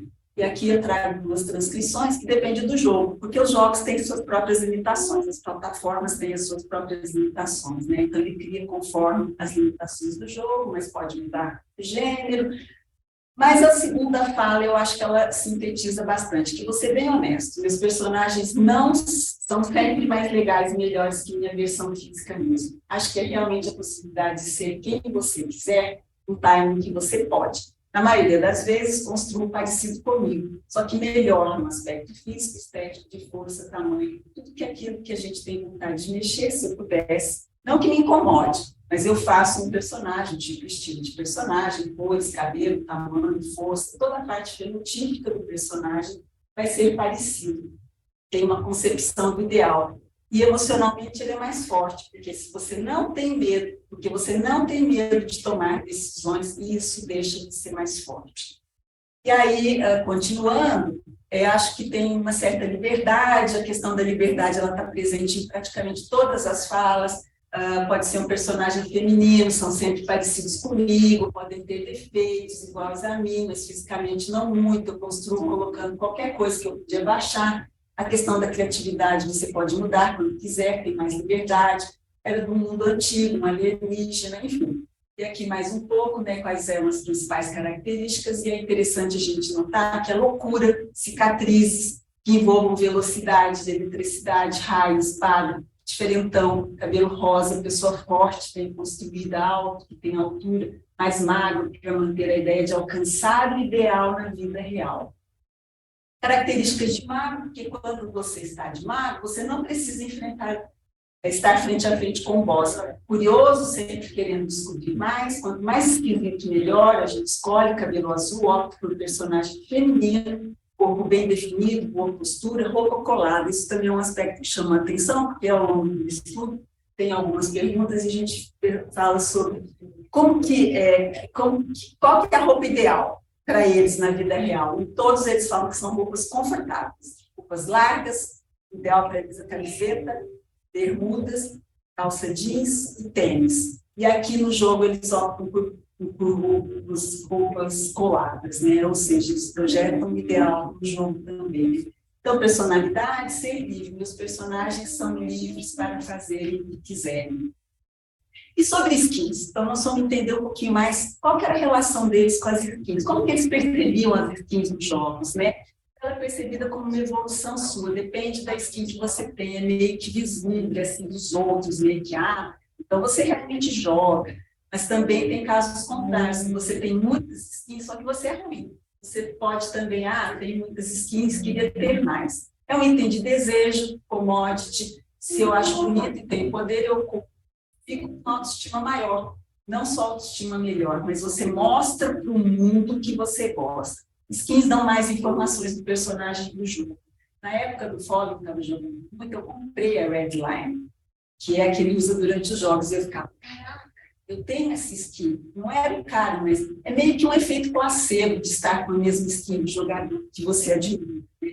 Skins fazem a diferença e você não muda só a roupa do personagem, você muda o personagem, então é sobre habilidades, você vive todos os níveis do jogo, você pode ir todas as histórias, todos os personagens, então aquilo é bem importante para você querer evoluir sempre no jogo, né? As skins têm muitos efeitos, não só por ser rara, mas também porque todo mundo vê e fala, caraca, e tem aquela skin que é muito desejada. É um jeito de mostrar como você pode solucionar os problemas dentro dos limites daquele mundo, porque na vida real, a gente tem que usar a cabeça, usar o corpo, sei lá, eu quero mover um copo, eu uso as mãos e mexo. Lá dentro, posso com o poder da mente, posso, sei lá, se tenho o poder da mente, posso mover com um sopro. E aqui, então, como ao longo das falas dele, né, as skins podem ser entendidas como ferramentas de poder e superpoder no mundo dos games, que ela facilita também a jogabilidade, acrescenta diferenças, uma precisão maior, mobilidade, poder de fazer alguma coisa que as pessoas não conseguiram, poder fora da vida real, tem conceitos diferentes, Valorant, por exemplo, skills, e tem jogos que quanto mais poder, mais dano você causa, é uma habilidade, representa dificuldade para você conseguir ele, tipo, você tem que fazer muita coisa difícil, muitos desafios para conseguir esse poder, é poder fazer algo nada a ver, tipo jogar fogo, todo mundo gosta, acha legal ter controle de fogo, algo assim. Poder significa vencer, às vezes, uma habilidade que você tem, dependendo do jogo, ser protagonista, você tentar quantas vezes quiser e ninguém mais. Ser bom, invencibilidade, mais poderoso, você pode matar qualquer um e ninguém te matar. Poder é inteligência, é força, depende do jogo, dano ou defesa. E aí eu perguntei sobre o poder na vida real. Fiquei curiosa, queria saber se eles admiram tanto o poder no jogo, se eles pudessem ter um poder, um superpoder na vida real, qual que eles optariam, né? Então, além de voar, de velocidade, de ser bruxa, velocidade, dinheiro infinito para comprar qualquer desejo, vida infinita, magia de novo, telepatia, parar no tempo, acho que ser mais rápido, fazer as coisas rapidão, teleportar, imortalidade, teletransporte e teleporte foi o que mais apareceu nas respostas, né? As pessoas gostariam de estar em vários lugares o mais rápido possível, né? E aí, então, nós vamos perguntar qual que era a relação dos jogadores com seus avatares, né? Por que eles percebiam se eles precisam desse corpo para poder alcançar aqueles elementos não materiais, né, que fazem eles irem para o jogo, né? Não tem relação nenhuma muito próxima com meus personagens. É uma ferramenta que uso para diversão. Nenhuma, é um reflexo do meu subconsciente, que não consegue ser. Parece que você está lá, mas você tem consciência de que aquilo ali não é 100% real. Só suas ações, como se fosse uma marionete. Seu controle, que eu controlo ele. Ele é só uma caixa vazia que você preenche ele e usa o físico dele. Para mim não faz diferença, ele lá e eu aqui, uma representação. É um âncora no mundo digital, é um reflexo do subconsciente, acho que é uma extensão de mim, um braço, o que eu sou, você usa para acessar alguma coisa, a extensão, acho que é mais o meu ideal, um representante, ou acho que ambos, acho que é como é que eu interajo, tem uma interação, é uma sensação de ter outra vida ali, tipo, se algo der errado com aquele avatar ali, você perdeu essa outra vida, é meu representante, ele seria eu podendo fazer o que quisesse, sem ninguém julgando, muito eu mais feliz. Eu sou o dono dele, né? Representação ali, depende, tem jogos que ele é filho, você tem vontade de cuidar e outros de matar. Nunca é disruptivo da realidade, eu tento fazer um pouco mais real, eu tenho sempre essa inspiração. É minha representação, mesmo sendo mulher, bichinho, rato, ele é parte de mim. E aí ele fala que os personagens que eu criei são como todo meu, são partes da minha vida, eles são reflexos da minha pessoa, porque mesmo esses estereótipos de personagens que eu crio, eles são parte de mim, de jeito que eu sou, porque faz parte do que eu construí, então são reflexos disso. E aí, nós vamos buscar na literatura que fala sobre avatar, né? E a palavra avatar, ela vem do sânscrito, e ela, apesar da sua apropriação ter se difundido no universo cibercultural somente na década de 90, com corpos audiovisuais que as pessoas utilizam para se comunicarem no metaverso, o primeiro uso da palavra avatar nos games ocorreu em 77, como um jogo de exploração avatar da Universidade de Essex, nos Estados Unidos, mas em 1985, um jogo de RPG, uma parte da questão de Avatar, lançou uma trama em que o protagonista precisava conquistar virtudes para conquistar o nome de Avatar. Mas já existia na literatura a novela Avatar de um escritor francês que publicava no jornal, lá em 1956, uma novela em que ele leva o leitor aos poucos a aceitar o fantástico como algo natural. Então, Avatar aí tem a ver com virtude, com fantástico. E se do ponto de vista da literatura, avatares são também chamados de personagens, jogadores, atores virtuais, ícones dos seres virtuais e outras comunidades virtuais no mundo de jogos, todas essas apropriações amparam o argumento de que o avatar possui uma única função didática em diferentes mídias, atuando como um facilitador, que a gente viu lá eles, né, falando sobre isso, o mecanismo de identificação do interator no contexto digital. Sem o uso dessas interfaces avatarizadas, provavelmente seria impossível para um leigo informático decifrar os códigos de HTML ou outras linguagens, a executar qualquer ação na internet. Nesse aspecto, deve-se levar em conta o desenvolvimento das capacidades implícitas nesses avatares em games, ambientes de realidade virtual, redes sociais e outros meios digitais, como recurso de incremento de habilidades mentais, sensoriais e sociais. Então, isso aqui é o que fundamenta a fala dos participantes do jogo. E por que importa a gente entender a relação dos games com os avatares para o mundo real? É porque, através desse recurso, a imersão do jogo para a ruptura do cotidiano, que eles projetam suas partes, seus ideais humanos, né? A gente falou muito de corpos, seus anseios, suas identidades para a consciência da realidade. Muitos falaram que projetam lá o ideal para eles lembrarem, terem consciência aqui na vida real do que é ideal para eles, né? E aí, segundo Giddens, no seu livro Identidade e Modernidade, a identidade que eles constroem não consiste no comportamento individual, mas na capacidade pessoal do agente de eles construírem as suas narrativas dentro do jogo. Então, se eu me coloco como um forte, com roupa colada e com alguns poderes, essa narrativa que eu estou construindo lá no jogo, para ser percebida pelos outros, né? E aí o Dubar, ele fala que a identidade é concebida como resultado de processo. É na interação com os outros gamers que o outro percebe que eu sou forte, por exemplo, e eu crio essa identidade nessa comunidade de games, né? Ele diz que compreende o cruzamento dos processos relacionais, ou seja, o gamer é analisado pelo outro gamer dentro dos sistemas de ação nos quais os sujeitos estão inseridos. Dentro do jogo, analisam o outro e vão se identificando, criando identidades. Biográficos, né, que tratam da história, das habilidades. Conforme eu vou comprando ou eu vou colecionando minhas skins, eu vou formando a minha história e eu estou sendo percebida pelos outros como eu tenho uma identidade. A Rita, ela é dona do jogo, por exemplo, né?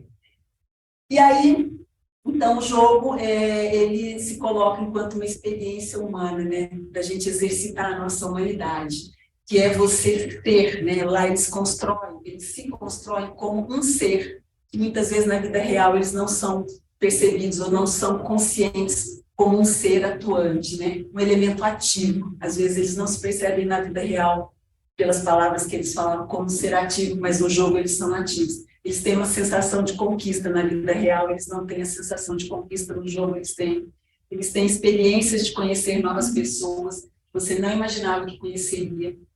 Tem, então, essas oportunidades, né? A questão cooperativa, você está lá, e às vezes no mundo real ele pode perceber que ele não está, não faz parte, não pertence a esse jogo. E faz querer conhecer uma versão de mim que chega mais perto do perfeito, que todo mundo queria conhecer em si mesmo. Então, o jogo, enquanto experiência humana, ele propicia isso, né? Além de dar a possibilidade de você, por exemplo, se apresentar como mais corajosa. E a sensação de começar do zero e escrever a minha história, que muitas vezes na vida real você depende de uma série de coisas, do contexto, para você realmente escrever a sua história, ou você ser escrito pela história da vida. Ter liberdade, ter um corpo online é libertador. E a liberdade tem a ver com uma experiência humana mais plena, né? E aí, seguindo, você interage com o jogo, você controla algo, você é algo lá dentro. E às vezes você não é percebido de fora como você sendo alguém. Tem experiência de me aventurar, de descobrir. Muitos falaram que gostariam de fazer N coisas. Aí e por que não fazem? Por que não? E lá eles têm essas possibilidades, né? Experiência de interagir com outras pessoas. Eles falaram muito em bolha, esse grupo pequeno que tem seus próprios, né, enfim, memes, vamos colocar assim, com pessoas e com os mesmos objetivos. Lá eles se identificam. Eles são protagonistas nos jogos, né, das próprias histórias. Você sente vivendo a vida, você pode modificar o mundo, você tem o controle. Chega um momento que você fica tão imersivo que você começa a sentir com aquele corpo. Então, você se movimenta, fica bem reativo mesmo, você só vai se movimentar mesmo conforme ele pede. Você praticamente é o avatar ali, né? Então, ser ou não ser avatar é uma questão? É uma questão, porque tem relação com a percepção de seu corpo e da sua própria humanidade no mundo real. Eu me projeto lá para eu ter consciência aqui, e eu gostaria de ser aqui, me colocando lá, né? Porque os gamers, eles fazem movimentos de humanização com a incorporação de sentimentos e sensações humanas, a gente falou de adrenalina e tantos outros, os avatares para se revestirem de qualidades desejadas de ser, como a liberdade, que é sentida pelos jogadores, reconhecida pelos outros games e essencial para o protagonismo na construção dessa história dos games e também na vida real, né? E porque somente o ser humano que dá sentido e significado às coisas é a vida. Então, ele precisa ativar, o avatar precisa da energia do humano para ele poder dar significado e sentido ao próprio jogo, que, como a gente viu lá atrás no próprio conceito do Singer, ele tem uma finalidade em si mesmo, e cada um vai buscar essa finalidade, né, que faz sentido para cada um de nós, né? Mais uma capa do jogo aqui, né, representando mais um tipo de jogo. E aí sim, aqui a terceira pergunta: qual que é o sentido do jogo para a vida online e offline nesse tempo de metaverso? E aí, então, nós vamos entender nas palavras dele o que eles entendem, o que significa o metaverso hoje para eles, né? Então, muita gente respondeu que ele é um beta ainda, né? E a gente pode até entrar lá, mas não vai ter muita coisa. Hoje é o futuro, o Roblox já é o metaverso, é o mercado, NFTs é para perpetuar o consumismo, para mim é uma loucura, pode virar uma distopia, uma mistura de vida com jogos, um lugar de experiências, ainda não está muito claro, e eles não tiveram muito interesse, muita motivação para entender um pouco mais sobre o metaverso. Lugar de experiências que a gente não pode ter aqui, tipo fazer teste político, testes sociais, de mudança, alguma série já mostram isso. Um mundo alternativo, paralelo, uma experiência de outra vida mesmo, não só de jogo, mas realmente uma outra vida bem parecida, de chegar naquele nível de perfeição do jogador. Mundo para as pessoas fazerem o que quiserem, totalmente diferentes da sua vida, e fugir da sua vida, olha aí a fuga, e fazer o que elas bem entenderem, falar com o que quiser, para ser bem diferente do mundo real. Uma desilusão no momento, que foi lançado como uma coisa absurda, e não é. Um dia vai chegar, mas ainda está, não sei, aqui, quando a tecnologia sensorial estiver um absurdo, tem limite de processamento, de criar coisas, a gente, cada escolha é única, o jogo é pré-definida, porque ainda não conseguiram criar uma inteligência artificial, literalmente artificial, como ela pensa por ela mesma, como ela pensar por ela mesma, né? Acho que vai ser uma explosão, assim, na forma de pensar. Hoje não, mas o futuro está aí. Acho que 100 anos. Errado, revolucionário, apesar de ser assustador o fato de a gente estar nessa transição de uma realidade para outra realidade. Um lugar sem limite. Não digo errado, né, mas, entre aspas, um exagero. Como é uma parada 3D, acho que a galera está encarando muito como um jogo, que você entra lá para participar. Uma realidade paralela. Parece uma distopia, esse cheirinho de mundo distópico. Prefiro a vida real mesmo. Não me interessa o metaverso, porque é totalmente voltado para o núcleo do Facebook. Eu estou no Facebook e Instagram, porque eu entrei no Facebook em 2010 e era a rede que era amplamente usada por isso. Mas não gosto do Zuckerberg. Várias razões, todos assumindo o Discord. Não teria problema em usar só ele. A expectativa é de imersão total no digital, mas ainda é muita imaginação. E aí, como a gente trata aqui das possibilidades de consumo, eu fui entender que se o metaverso é um lugar de possibilidades, né, quais seriam as possibilidades de consumo de experiências? E aí foi falado amplamente de viajar ao mundo, as pessoas têm muita vontade de viajar ao mundo, pelo menos os participantes.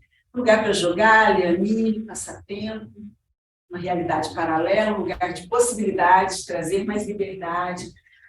Não vejo nada de atrativo no metaverso, a ideia não me atrai, porque nós corporativos prefiro atividades. O VR é divertido, é legal, mas trocar as coisas triviais da vida real, tipo um encontro, acho que é muito mais legal que ter um encontro no VR. O VR é claramente discutível, usar fantasias e tal, mas para encontros é vida real mesmo. Roupas de marcas famosas para vender NFTs é tipo assim, como se fosse uma carada, não é uma coisa feita por paixão, é para perpetuar o consumo. Parece muita ilusão. Socializar, é um lugar para socializar, encontrar pessoas diferentes, fazer amigos, muitas partes do mundo, conhecer outras culturas. Não me pegou muito, não sei se iria, acho que lá vai ser um jogo só se for multiplayer, não quero viver minha vida lá. E aí nós perguntamos, né, qual que era o sonho de consumo no metaverso. Perguntamos também na vida real, mas perguntamos no metaverso. E para além de casa, carro, roupa de marca, setup gamer fodástico, desculpe o termo, mas foram essas as palavras usadas. Me chamou a atenção que a gente está falando aqui de sonhos de consumo para além de bens materiais, né, de transformar, né, e além de bens materiais, de transformar numa ferramenta de trabalho, porque eles percebem que ela tem dificuldade para ganhar dinheiro, mas eles falaram muito em ser independente, ter uma imersão total, ou seja, sair total da vida real, comprar a própria liberdade, ter dinheiro suficiente para fazer o que quiser, conquistar as coisas que não consigo conquistar na realidade, ter mais oportunidade, conhecer mais pessoas, socializar mais, ser mais extrovertida, ter mais liberdade para fazer o que quiser. E a gente está falando de consumo de emoção, de sentimentos e de sensações. A gente não está falando de consumo de bens materiais. Se a gente for entender o que é emoção, a emoção ela é resultado de um estímulo. Nós sentimos emoção quando a gente é instado a reagir. E o sentimento, ele é a construção do resultado desse estímulo da emoção. O sentimento, ele nasce da emoção, mas ele é uma construção. Então, a gente está falando disso no metaverso, da gente está falando de criar oportunidades e possibilidades de aumentar os estímulos, se a gente quer que as pessoas vão para o metaverso, e até nos próprios jogos, né, no universo game, é criar mais estímulos para que isso, lá, né, se voltar na vida real, para que eles continuem buscando essas sensações, esses sentimentos que eles estão buscando, né? E, então, para a gente responder a terceira pergunta, qual que é o sentido da vida, do jogo para a vida online e offline nesse metaverso, é porque, com o jogo, a gente consegue trazer à tona as nossas emoções, diferentemente da vida real, pelo que eles falaram de razão. O ser humano, por essência, é o que consegue mesclar, unir ação e emoção. A humanidade é feita disso, de ação e emoção. Tem horas que... E a ideia é a gente, então, pensar nesse sentido, né, de que o jogo, ele ajuda você a exacerbar ou a ter mais oportunidade de sentir mais coisas e trazer para a vida real, para equilibrar essa razão toda de deveres, de tudo mais. E se o metaverso é um lugar de possibilidades, nós perguntamos que mundo, então, você gostaria de co-criar? Né? E aí, com certeza, um mundo parecido com o dos animais. É um mundo legal. Muita gente luta, muita gente morre, acho legal, competitivo. Um mundo com menos sofrimento, o meu não é tanto, mas eu enxergo muitas realidades que são bem sofridas. Mundo de anime, de LOL, de lore, mundo de fantasia, livre para fazer o que quiser, para viver intensamente, totalmente. Tudo tem limite, até a liberdade tem limite, e moralmente ético. Um mundo mais sociável, um mundo que não tenha muitos prédios, pessoas nessa rotina normal, onde as pessoas seriam mais livres. Olha, a liberdade é de um. E continuando, acho que seria um caminho do The Last of Us, um apocalipse, viver na adrenalina, bem diferente. Não acho que tenha alguma coisa que vai realmente mudar lá. Porque, querendo ou não, você ainda vai estar preso aqui. Note que eles usam a palavra preso, né? Você vai ter que comer, se alimentar. Acho que esses são os reais problemas que as pessoas têm. Acho que a situação financeira pode acabar mudando se ele passa a ficar famosa lá. Mas não vai mudar muita coisa aqui. Se as pessoas não se amam aqui, não vão se amar lá. Se não conversam aqui, não vão conversar lá. Não vai ter muita mudança. São as mesmas pessoas que estão aqui e lá. Acho que as pessoas podem se perder demais nisso e acabar não comendo. Comunismo, como tudo o que eu já vi nos animes, mundo em que eu me encaixaria para ser o mesmo. Acho muito utópica a ideia de um mundo, nunca vai ser igual para todo mundo. Sempre quem tiver mais poder, assim, vai ter mais. Existe uma relação de poder muito forte. Tem países que são mais igualitários, mas nunca vai ser igual para todo mundo. Seria um mundo mais igualitário no sentido de as pessoas pararem de ter preconceito.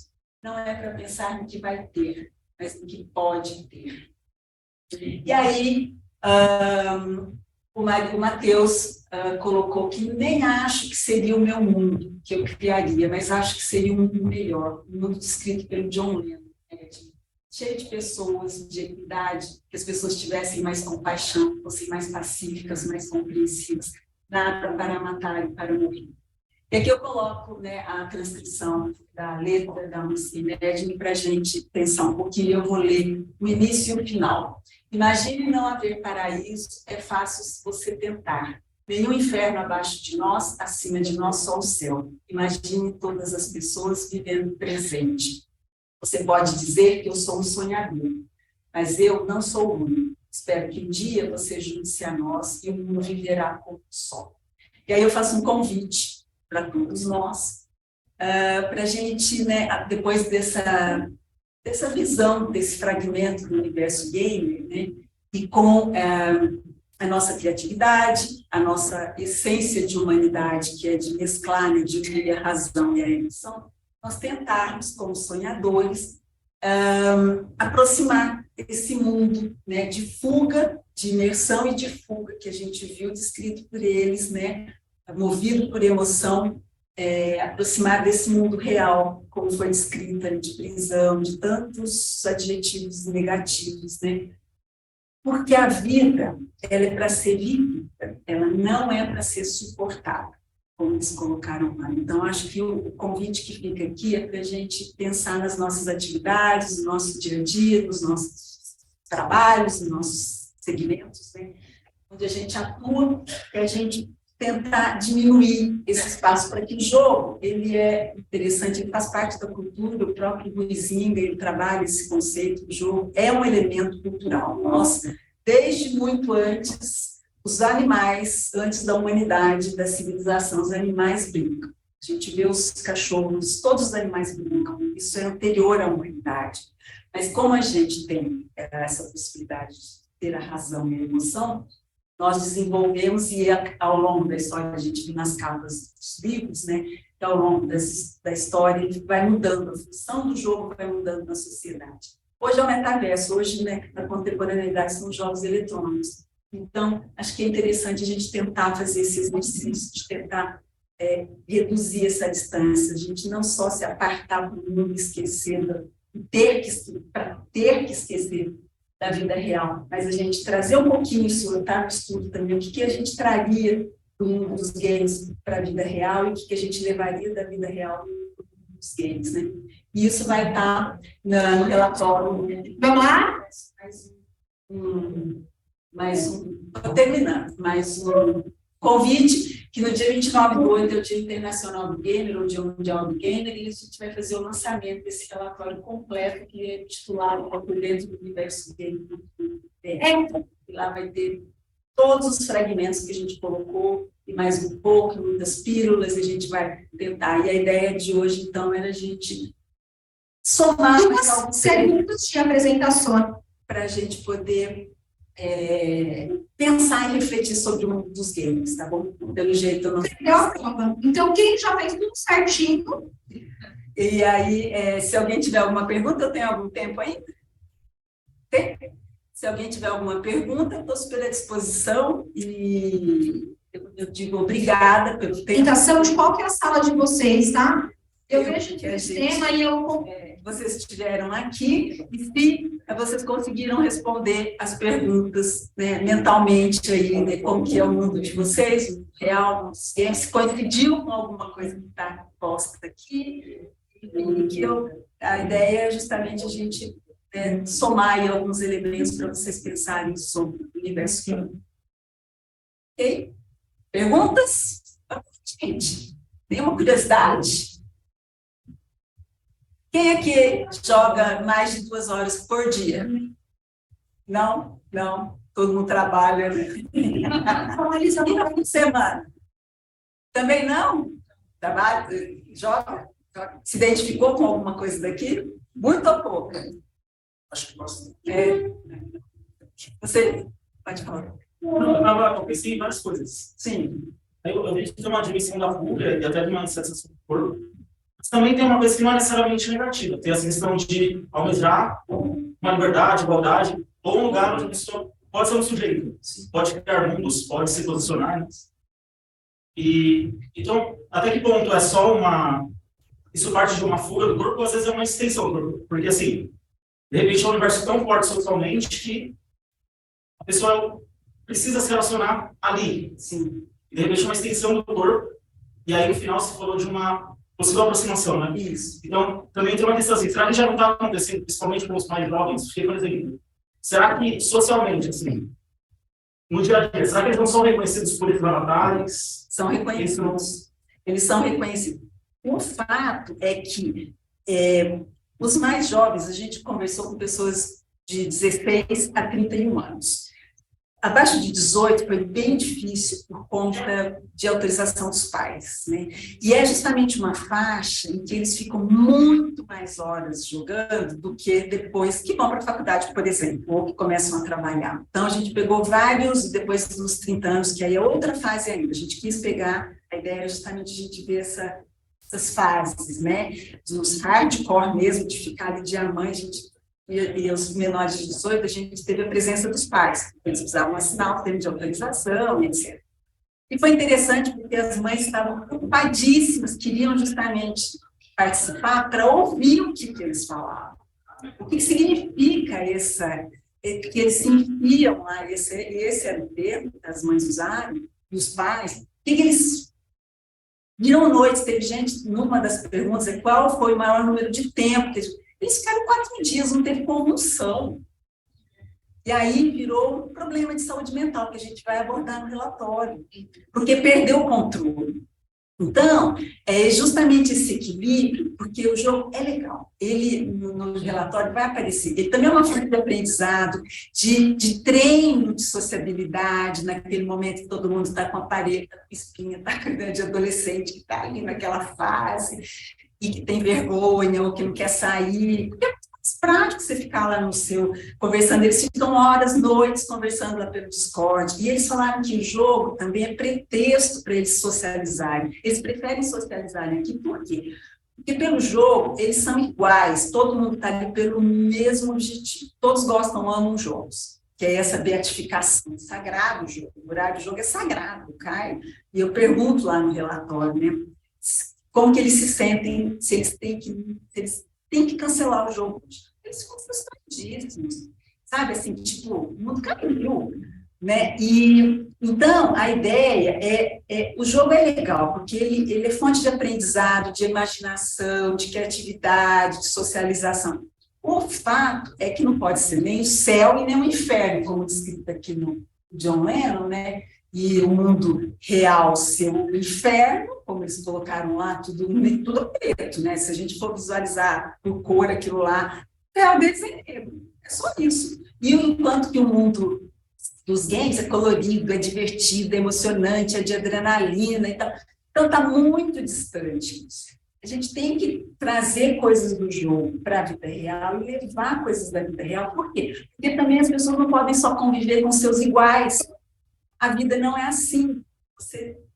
Quando você for para o mercado de trabalho, você vai se encontrar, cruzar com pessoas totalmente diferentes. E você vai ter que conviver com aquilo. Então, o jogo é um aprendizado, como a gente viu lá nos conceitos do FICA, ele é, porque a vida precisa de interpretação. Então, na verdade, o jogo ele é um exercício. Você vai para lá, exercita um pouco, relacionamento, né, desafio, lidar com a frustração de perder, e aí você volta, e eles têm essa ideia consciente de que eles estão fazendo esse movimento de humanização, eles estão indo lá aprender um pouco, traz aqui, aplica um pouco, mas eles veem muita dificuldade na vida real. A vida real é um peso para eles, porque eles querem conversar com os pais estão trabalhando, não tem tempo, eles querem um amigo, não dá. Eles colocaram todas as dificuldades assim para conviver, para se sentir presente, ao ponto que no jogo eles são os que têm o maior ranking, a melhor skin, a skin mais rara, e etc, etc, etc. Então, é esse exercício que a gente tem que refletir um pouco,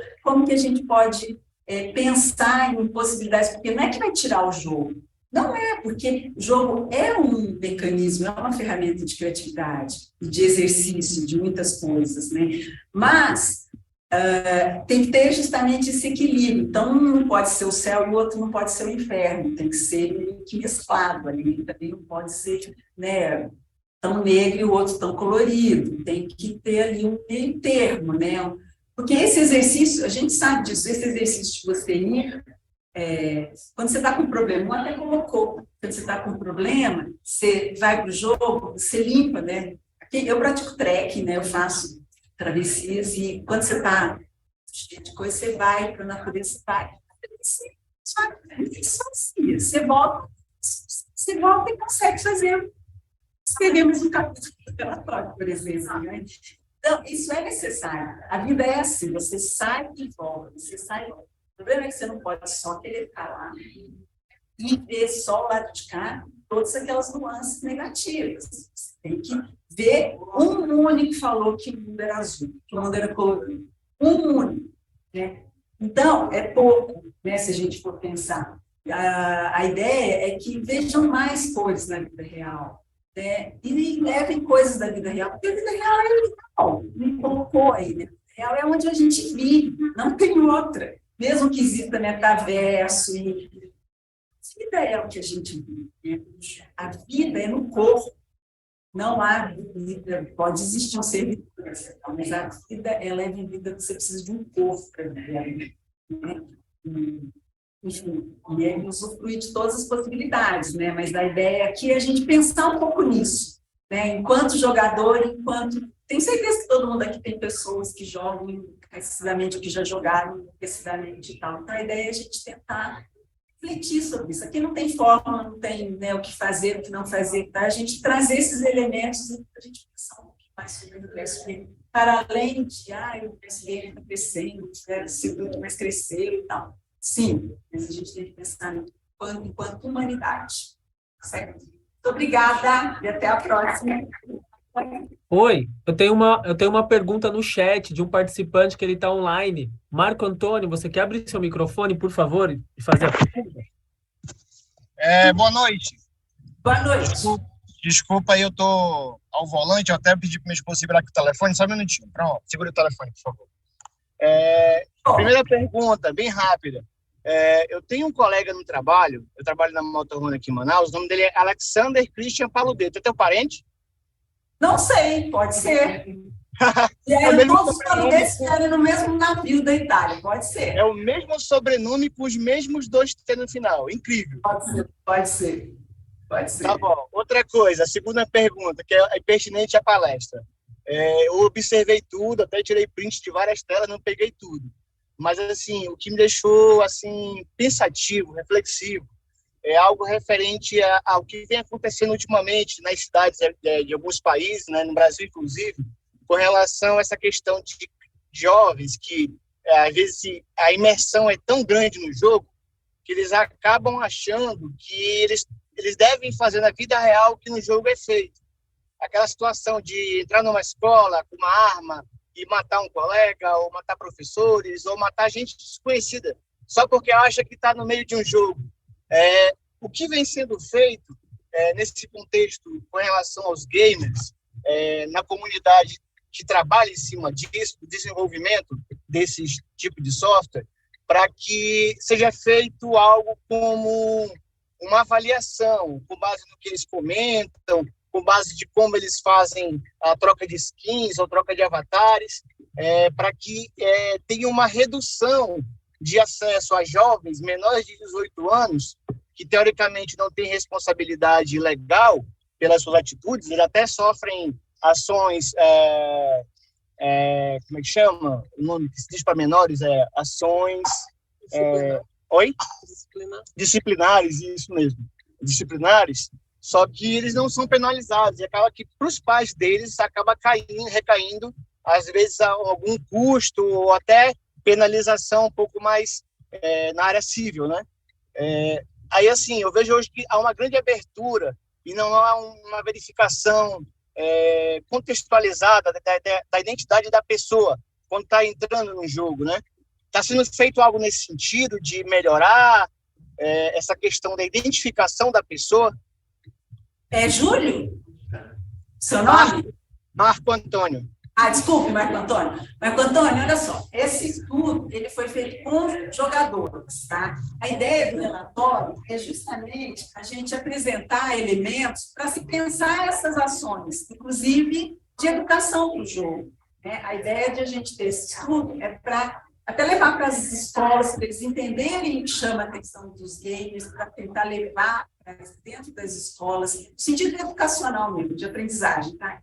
E, então, esse estudo ele não tem o objetivo de ser uma política pública, tá? E nem de substituir a tarefa de educação dos pais, né? Ou de observação, ou de supervisão dos pais, né? Porque os pais têm que supervisionar, ou devem supervisionar o que os seus filhos fazem, o que eles acessam, que tipo de jogos eles jogam, quem eles jogam, tentar entender um pouquinho mais qual é esse ciclo de amizade deles, essa socialização, como que ela acontece, o que eles conversam nesse Discord ou em outros meios, né, outras mídias. Então, a ideia desse relatório é justamente a gente levantar os principais elementos ou problemas, entre aspas, se a gente quiser colocar problema, para que as autoridades ou, né, as pessoas envolvidas nesse processo de educação dos jovens e das crianças e dos jovens possam tratar esse assunto. Então, a ideia do relatório não é exatamente essa, mas é um elemento para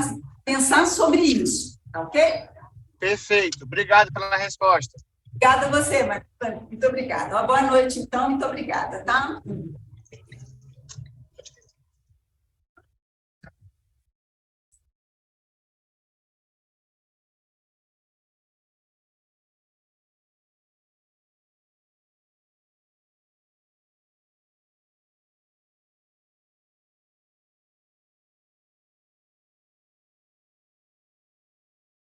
Olá.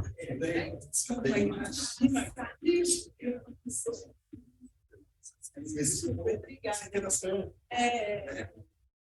Obrigada. Obrigada. O senhor quer mais daqui? Não, já peguei.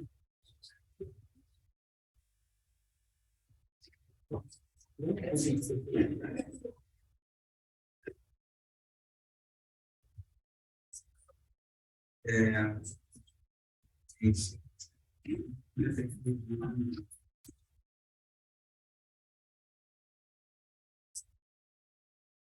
Obrigada. Desculpa, só um pouquinho.